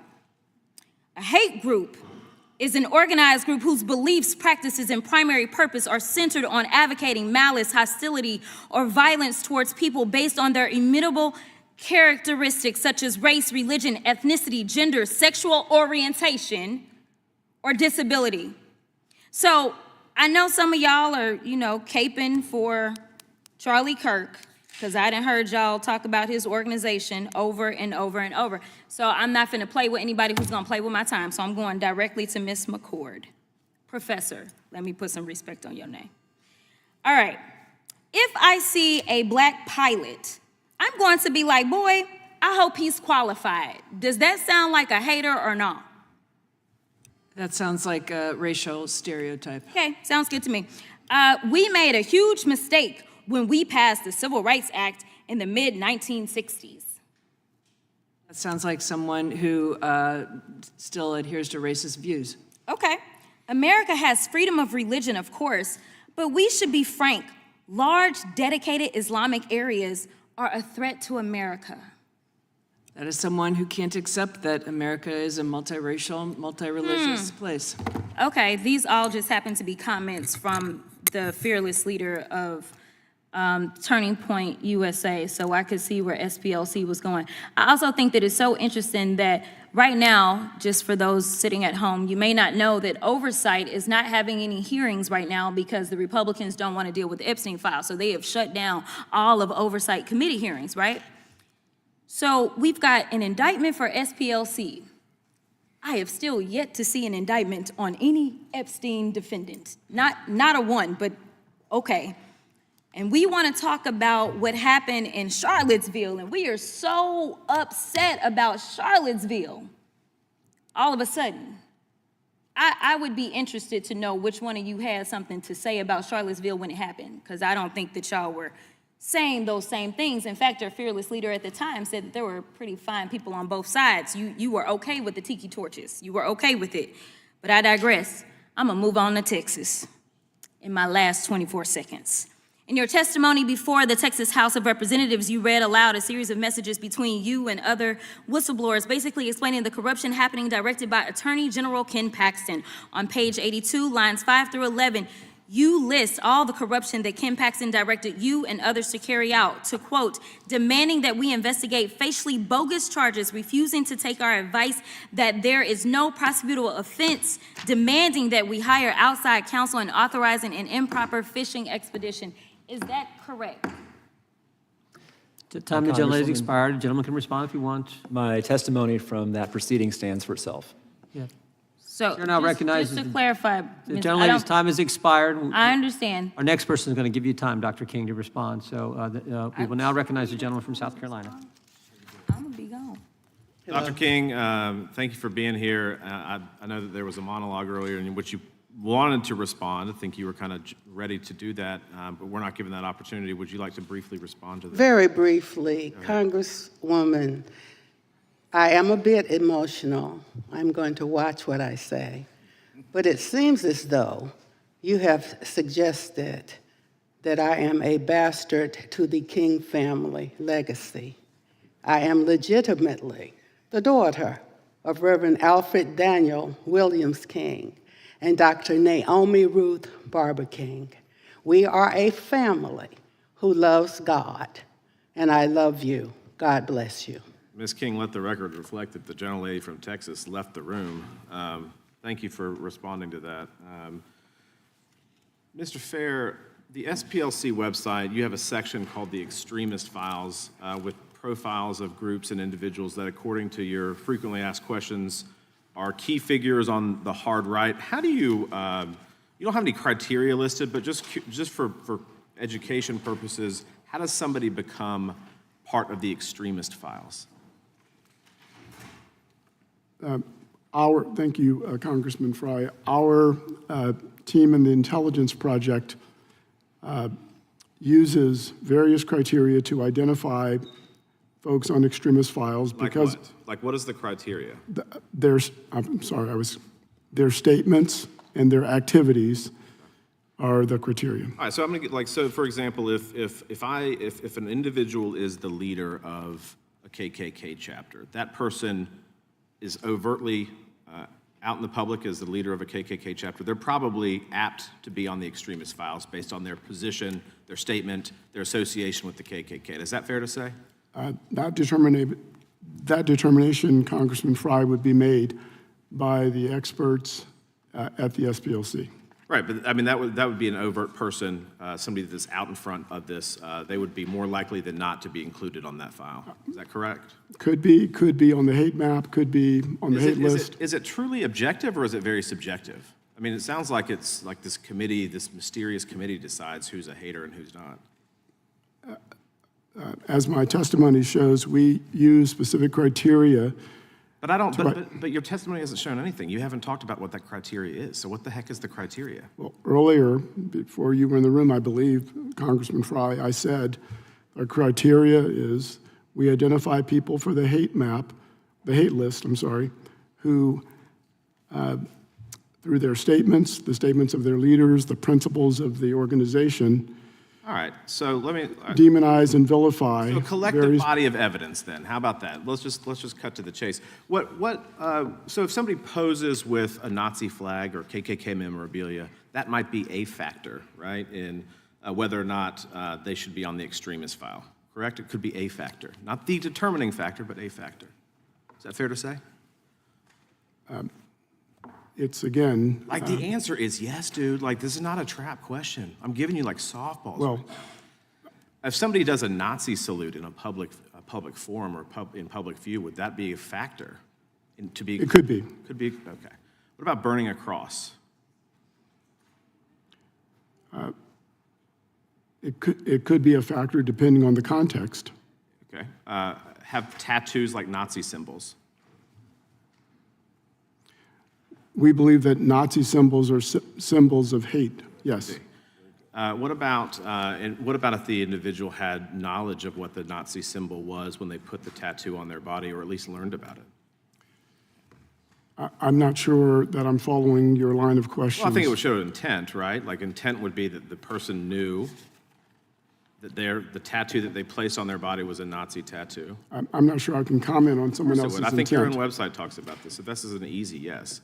What if this individual referred to their tattoo as a Totenkopf? I'm not sure I know. Do you know who I'm describing right now? No, I don't. I think you do, actually. That's Graham Plattner from Maine. Like, this is like, he was probably the best thing that y'all had coming because it actually distracted the media narrative away from the SPLC for like 2 days while they focused on this. But why would a Graham Plattner not be included on your extremist files? If he was a Republican, he probably would be, right?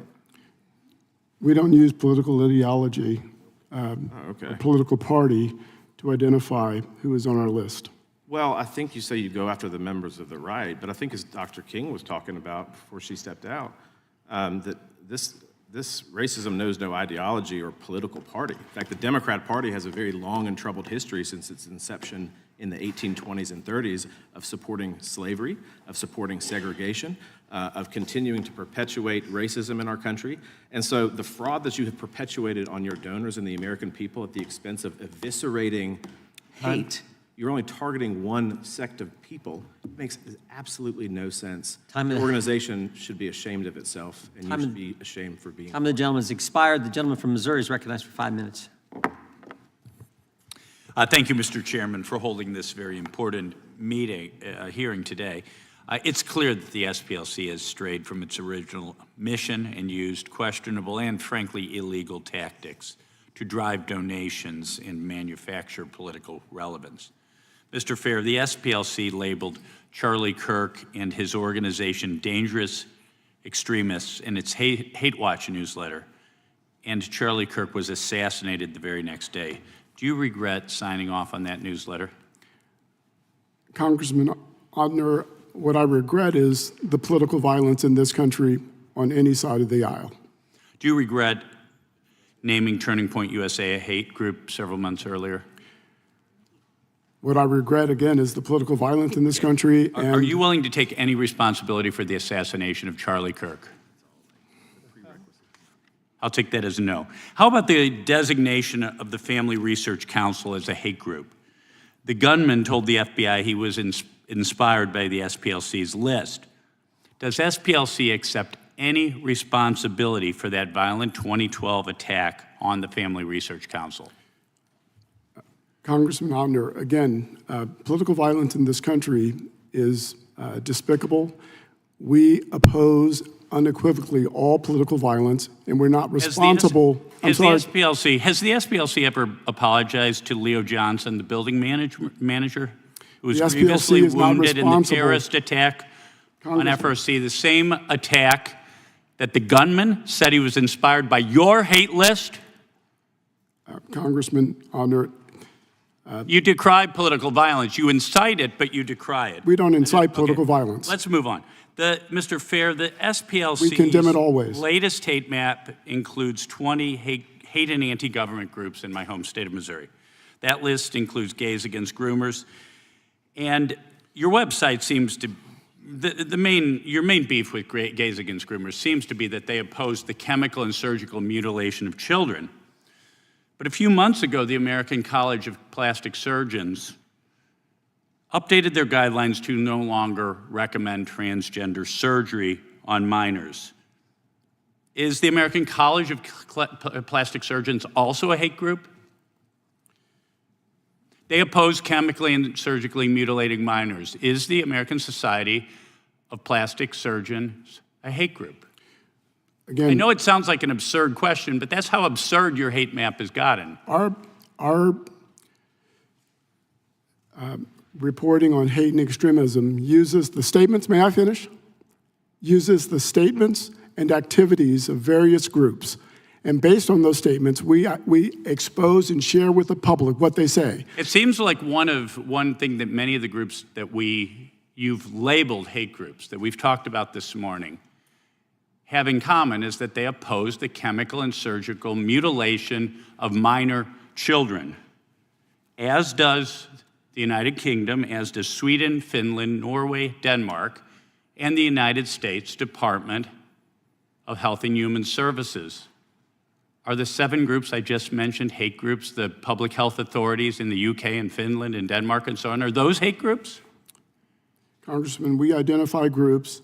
Okay, how about a group you've identified that just happens to have won 18 cases before the United States Supreme Court and been instrumental in 85 other cases, Alliance Defending Freedom?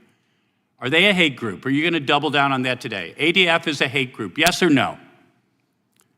May I answer your question? Yes or no?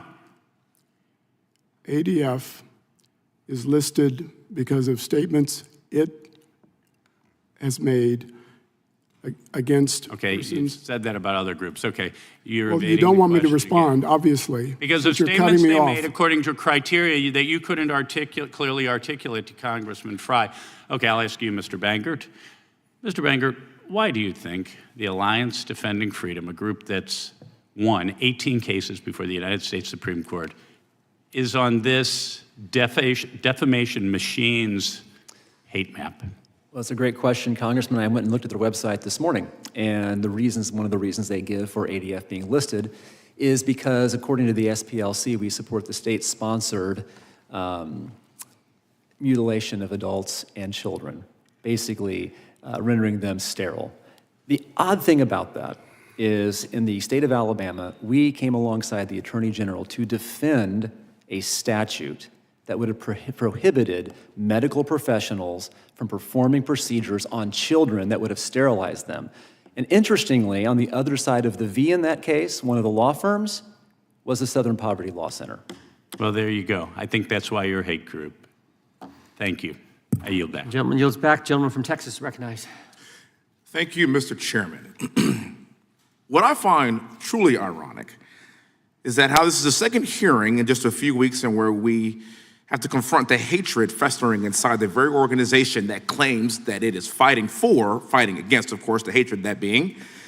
According to a superseding indictment, the SPLC paid more than $4.1 million to informants tied to extremist groups, including the KKK from 2010 to 2023.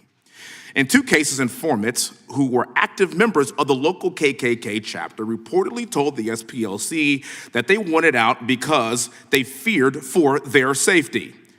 Instead of supporting their exit, the SPLC employee allegedly encouraged them to remain involved and offered them a monthly salary of $1,200 to do so.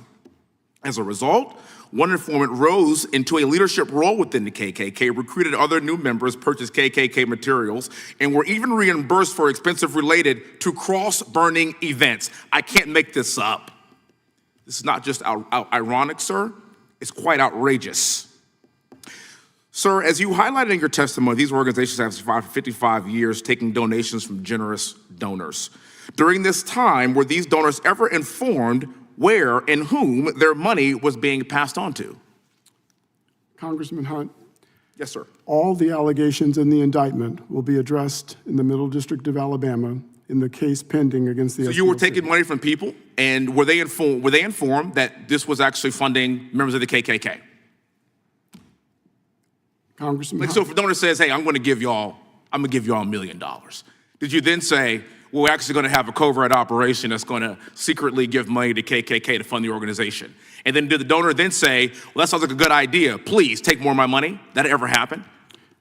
Congressman Hunt, all of the allegations in the indictment will be addressed in the Middle District of Alabama in the criminal proceeding. So, here in politics, we take, we take money from donors, and, we have a lot of donor meetings, and the first thing they want to do is they want to understand the platform that they are given to. And my guess is that if you have a donor that's given to your organization, you didn't tell them that they were giving money to KKK. That's fair to say. And if they did know that they were giving money to the KKK, I would call that nefarious intent. We have a bigger problem in this country and with your organization. So I will say this. My Democrat colleagues sit here and they defend your organization, and I will use my time, the rest of my time, to reiterate what I have said many a day sitting in this chair. The Democrat Party has built an entire political machine on grievance. They don't want to solve problems. They want to reopen wounds of the past. They don't offer vision, they offer victimhood. Racism, white supremacy, Jim Crow, democracy is dying. Why? Because fear is the currency of the Democrat Party. Division is their strategy. Outrage is their oxygen. I had a previous colleague that talked about, seeing a black pilot and what that would mean to Charlie Kirk's comments. And it's funny, black pilot here, by the way. I actually went to flight school, West Point graduate, learned how to fly the Apache helicopter, went to flight school in 2005. You see, there was no DEI. We just simply competed with everyone else, and I was selected, fought in combat, went on to fly 55 combat air missions, and nobody gave a damn what I looked like because I got there on merit. What DEI does is it lowers standards based on race and based on gender. Ma'am, you are nodding your head. First of all, thank you for your legacy. Thank you for your family's legacy. What was your uncle's dream, if you don't mind me asking? Martin Luther King said he had a dream. It was rooted in the American dream, that one day there would be no black power, no white power, only God power and human power.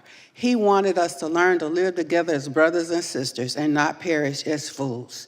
Why would we only get 10% set aside when we are entitled to the same percentage as every American out of the 100%? I'm going to yield back to you because I would talk too long. God bless you, sir. God bless you, ma'am. And what I understand is that as Democrats would have it, they would think that every single black person should be a Democrat, which would make us the only demographic in the entire world that would think that their entire race should belong to one party.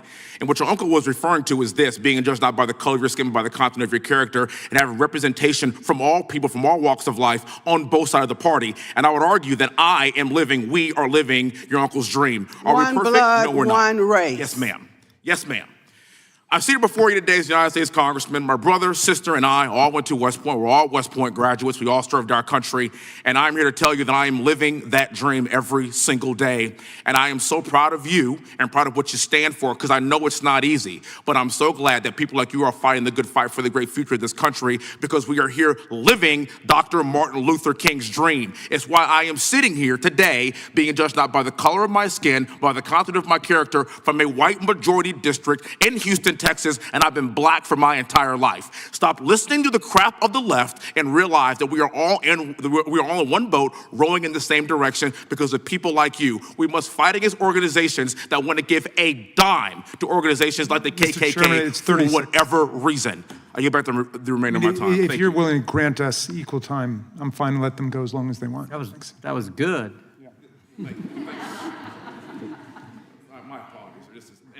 Gentleman from North Carolina is recognized. Well, thank you, Mr. Chairman, and that was tremendously passionate to my colleague, Mr. Hunt. Thank you for your incredible words and admonition to all of us today. Mr. Fair, I want to talk to you for just a moment. It's been referenced several times today about the shooting that took place at Family Research Council's headquarters in 2012. As I've stated before, I actually have worked for and been a part of Family Research Council, and it is frankly a pro-family, pro-life group that promotes the Christian values that are held by many Americans in this country. But when you place groups like FRC on a so-called hate map with groups like we've heard today, KKK and the Aryan Brotherhood, it places a target on the back of those groups and can lead to tragic incidents, such as one August 15, 2012, when Floyd Lee Corkins II entered FRC's headquarters in Washington, opened fire in an attempt to murder FRC employees. Thankfully, the heroic security guard, Leo Johnson, tackled Corkins to the ground and wrestled the gun out of his hand and got shot in the arm in the process. No one was killed. Corkins was sent to prison, but we all know it could have easily been far, far worse.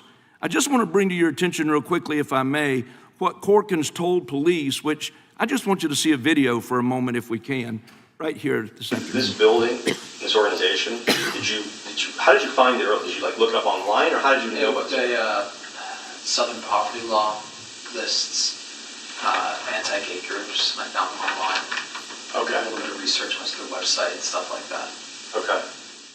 So for those of you who could not hear the video, the convicted shooter explicitly stated that SPLC was his source for finding out about Family Research Council. So Mr. Fair, I just got to ask you, first of all, were you aware that Mr. Corkins had cited SPLC as his source for finding out about FRC? Congressman Harris, the SPLC condemns all political violence in all circumstances. We are not responsible for Corkins' actions.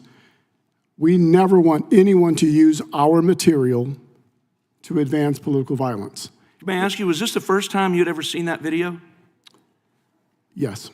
First time you'd ever seen it. What's your reaction to hearing in that video that the only reason he found out about Family Research Council and decided to go and try to execute employees in that building?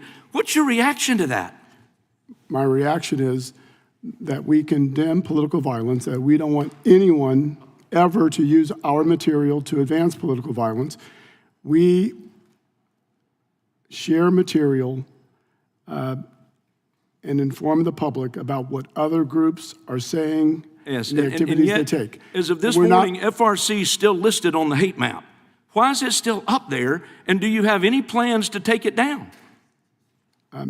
FRC continues to be on our hate map because of the expressions it makes, vilifying and demonizing people within the LGBTQ+ community. Well, I think it's despicable that FRC was placed on the hate list in the first place and that it still remains on that list over 10 years after the attack on those individuals. I also want to bring to the attention quickly someone in this room this morning who has been personally impacted by your so-called hate map. Rosalind Hanson, who serves as the chapter chair of Moms for Liberty, Montgomery County, Maryland chapter, in a 2023 child custody case, going through the difficulty of the challenge of that, her ex-husband specifically cited the SPLC to accuse her of being involved in a hate group.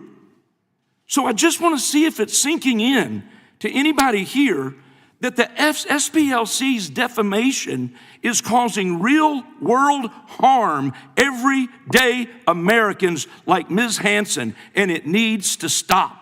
I would also like to enter into the record today from Mrs. Hanson, the letter from Mrs. Hanson to the U.S. Department of Justice Civil Rights Division dated May 17, 2026. I'd also like to enter into the record a letter from North Carolina mom, Kim Petit, to the U.S. Department of Justice Civil Rights Division dated May 15, 2026. Without objection. Gentleman yields. Mr. Chairman. I'll yield. Gentleman yields back. Gentleman from Maryland is recognized. You see, this is from Philadelphia Inquirer. The faith-based leader for Philly's Moms for Liberty chapter is a registered sex offender. Without objection. We have 10 minutes. We have two more to go. Then the gentleman from Wisconsin is recognized for his 5 minutes. Okay.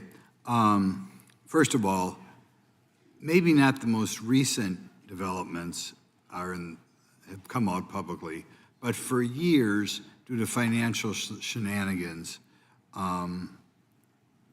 the Southern Poverty Law Center has been, in my mind, totally discredited. But I'm going to ask you a question, Dr. King. And I've talked about this before. One of the things that bothers me is given SPLC's long documented pattern of partisan activity and even more financial misconduct, how do you explain the continued willingness of major press organs to cite SPLC as an authoritative source? Why do we get this again? Things like the Milwaukee Journal, the New York Times. If you were not familiar with the background, you'd think, holy cow, we have an authoritative source here. Why do you think they do this? Are you directing that? Yeah, to Dr. King. I'm sorry. Would you please restate the question? I'm sorry. SPLC has been exposed for years. There are always new things coming out, but just in general, financial misconduct. Nevertheless, you pick up papers like in my area, the Milwaukee Journal, the New York Times, the Washington Post. You pick up papers and they cite SPLC as this great, wonderful organization. Why do you think, despite the fact that it's been in the public record for, it has to be over a dozen years, that it is a sleazy organization, do what used to be mainstream news outlets still cite it? I believe we are at a monumental time in history. For instance, George Wallace did repent of racism. Planned Parenthood has admitted that they are racist. SPLC right now has a time in history right now to look at the things that it has not gotten right. And we can all benefit from that. There have been decades of this kind of thing. In the 1960s, the informants and all of that were doing their work, ended up hurting rather than helping. When you manufacture hate, when you manufacture and socially engineer racism as if we were separate races and we're only one race, you're going to keep getting unwarranted fear and chaos. Somebody said earlier that there have been decades of these types of practices. These practices have not worked. They are not working. You can't keep paying informers to do stuff and then they end up helping to do terrible stuff, not tell the donors that's what they're paying for. I'm not sure if I actually answered your question correctly, but it is wrong. These practices are not working. We've got to do something that will heal us. We must come together, but some transparency needs to come out of SPLC. They can't act like they're angels and haven't done anything. That's just not right. Okay. I will point out, there's a good book out there, America's Cultural Revolution, which talks about the degree to which a goal of the hard left is to divide America by race. And they obsess about calling people, Hispanic American, North African, Pacific Islander, whatever. I mean, this is not a coincidence. This is an effort to destroy America. Mr. Bangert, do you believe the mainstream press has failed to adequately scrutinize SPLC's influence on public discourse, particularly given the organization's controversial labeling practices and concerns raised by former employees?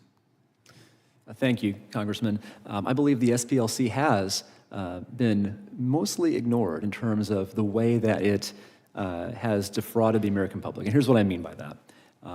The SPLC presents itself as a neutral arbiter of what counts as hate.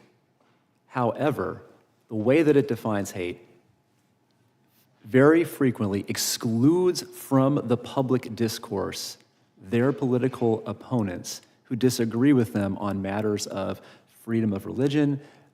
We've already talked extensively today about this question of gender mutilating surgeries. We've also talked, so there's a number of ways in which there has not been even a shred of adequate attention I'm running out of time. I'm going to ask you this. When I read an article on whatever under the sun, they will cite SPLC as the arbiter of whether it is a hate group or not, despite the fact that everybody would say it's not a hate group. Why does the mainstream media, and they have to know better, intentionally keep citing SPLC as some, all-knowing organization? Why would it, if you were the New York Times, you cared at all about your reputation? Why would you continue to cite them? The mainstream media, Congressman, has a well-known leftward bias. I suspect it's because they agree with the SPLC's political agenda. Yeah, it's all about politics. The gentleman yields back. The gentleman from Texas is recognized. Thank you, Mr. Chairman, and thank you for letting us stay a little late so that I can go here. I appreciate it. And thank you to the witnesses for taking the time, Professor McCord, Mr. Bangert, Dr. King, and Mr. Fair. I really appreciate y'all taking the time to be here. Mr. Fair, do you recognize the tattoo on this man's chest? This is Secretary Hegseth.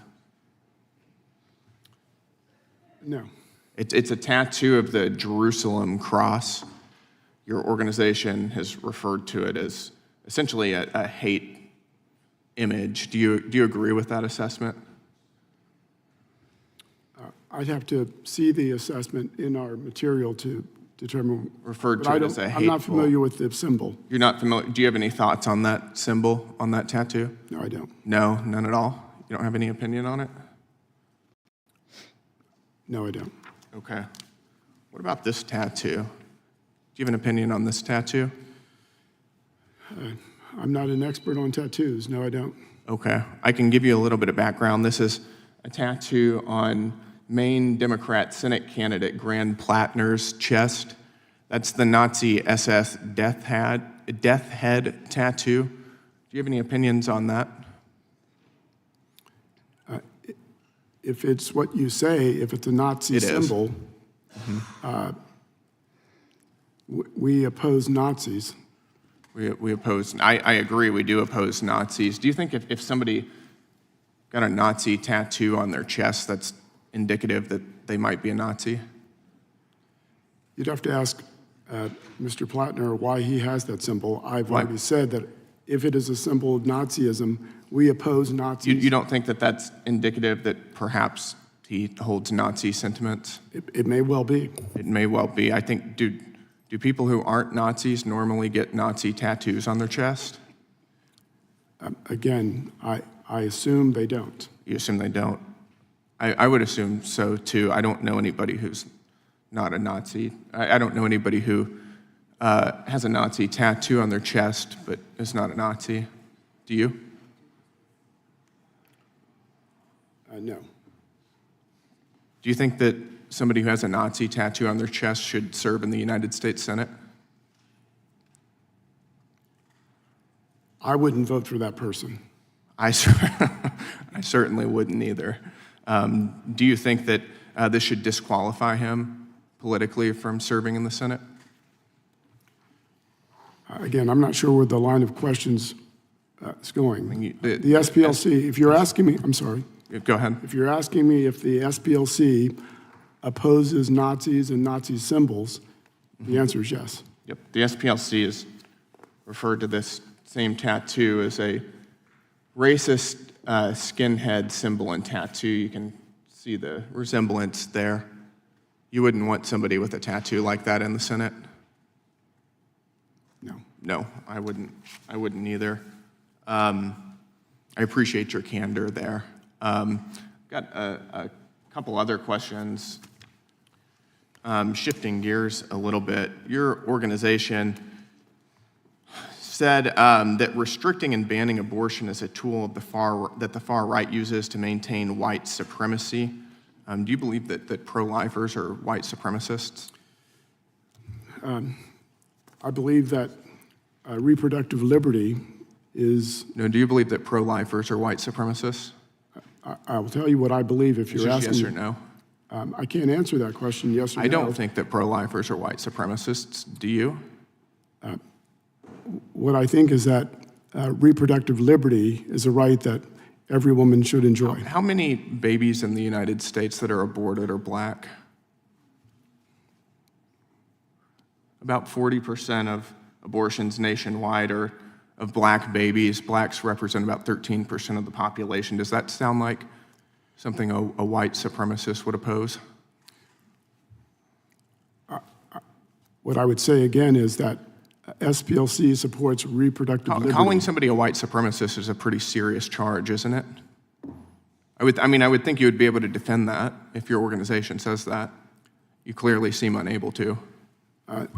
Mr. Gill, I'm not sure why you would think I'm unable to do anything. Because you're the president of the SPLC, which labels pro-lifers as racists. Well, does your organization just hurl around epithets like that without any justification? Mr. Gill, what we do is I'm giving you the opportunity to You're not giving me the Mr. Chairman, opportunity. what's he referring to? And can he let the witness The time answer the belongs question? This to is time- outrageous. No, it's not. The time Allow him to belongs- speak. I know you don't like What my are you question. referring to? Time I know you don't belongs- like my question. What are you referring to, Time Mr. Gill? belongs to the gentleman from My time Texas. here. It's now expired, but he will be able to ask his last question, and we'll give the witness a chance to respond. All right, I'll give my last question to Dr. King. Dr. King, are pro-lifers white supremacists? Pro-lifers cannot be white supremacists. Pro-lifers believe in life from the womb to the tomb and beyond. Pro-lifers fight for every baby in the womb, regardless of skin color. We have been aborted as blacks in America disproportionately.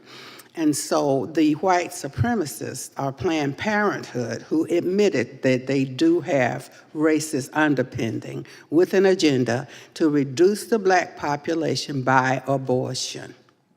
That's right. Thank you, Dr. King. Thank you. Thank you.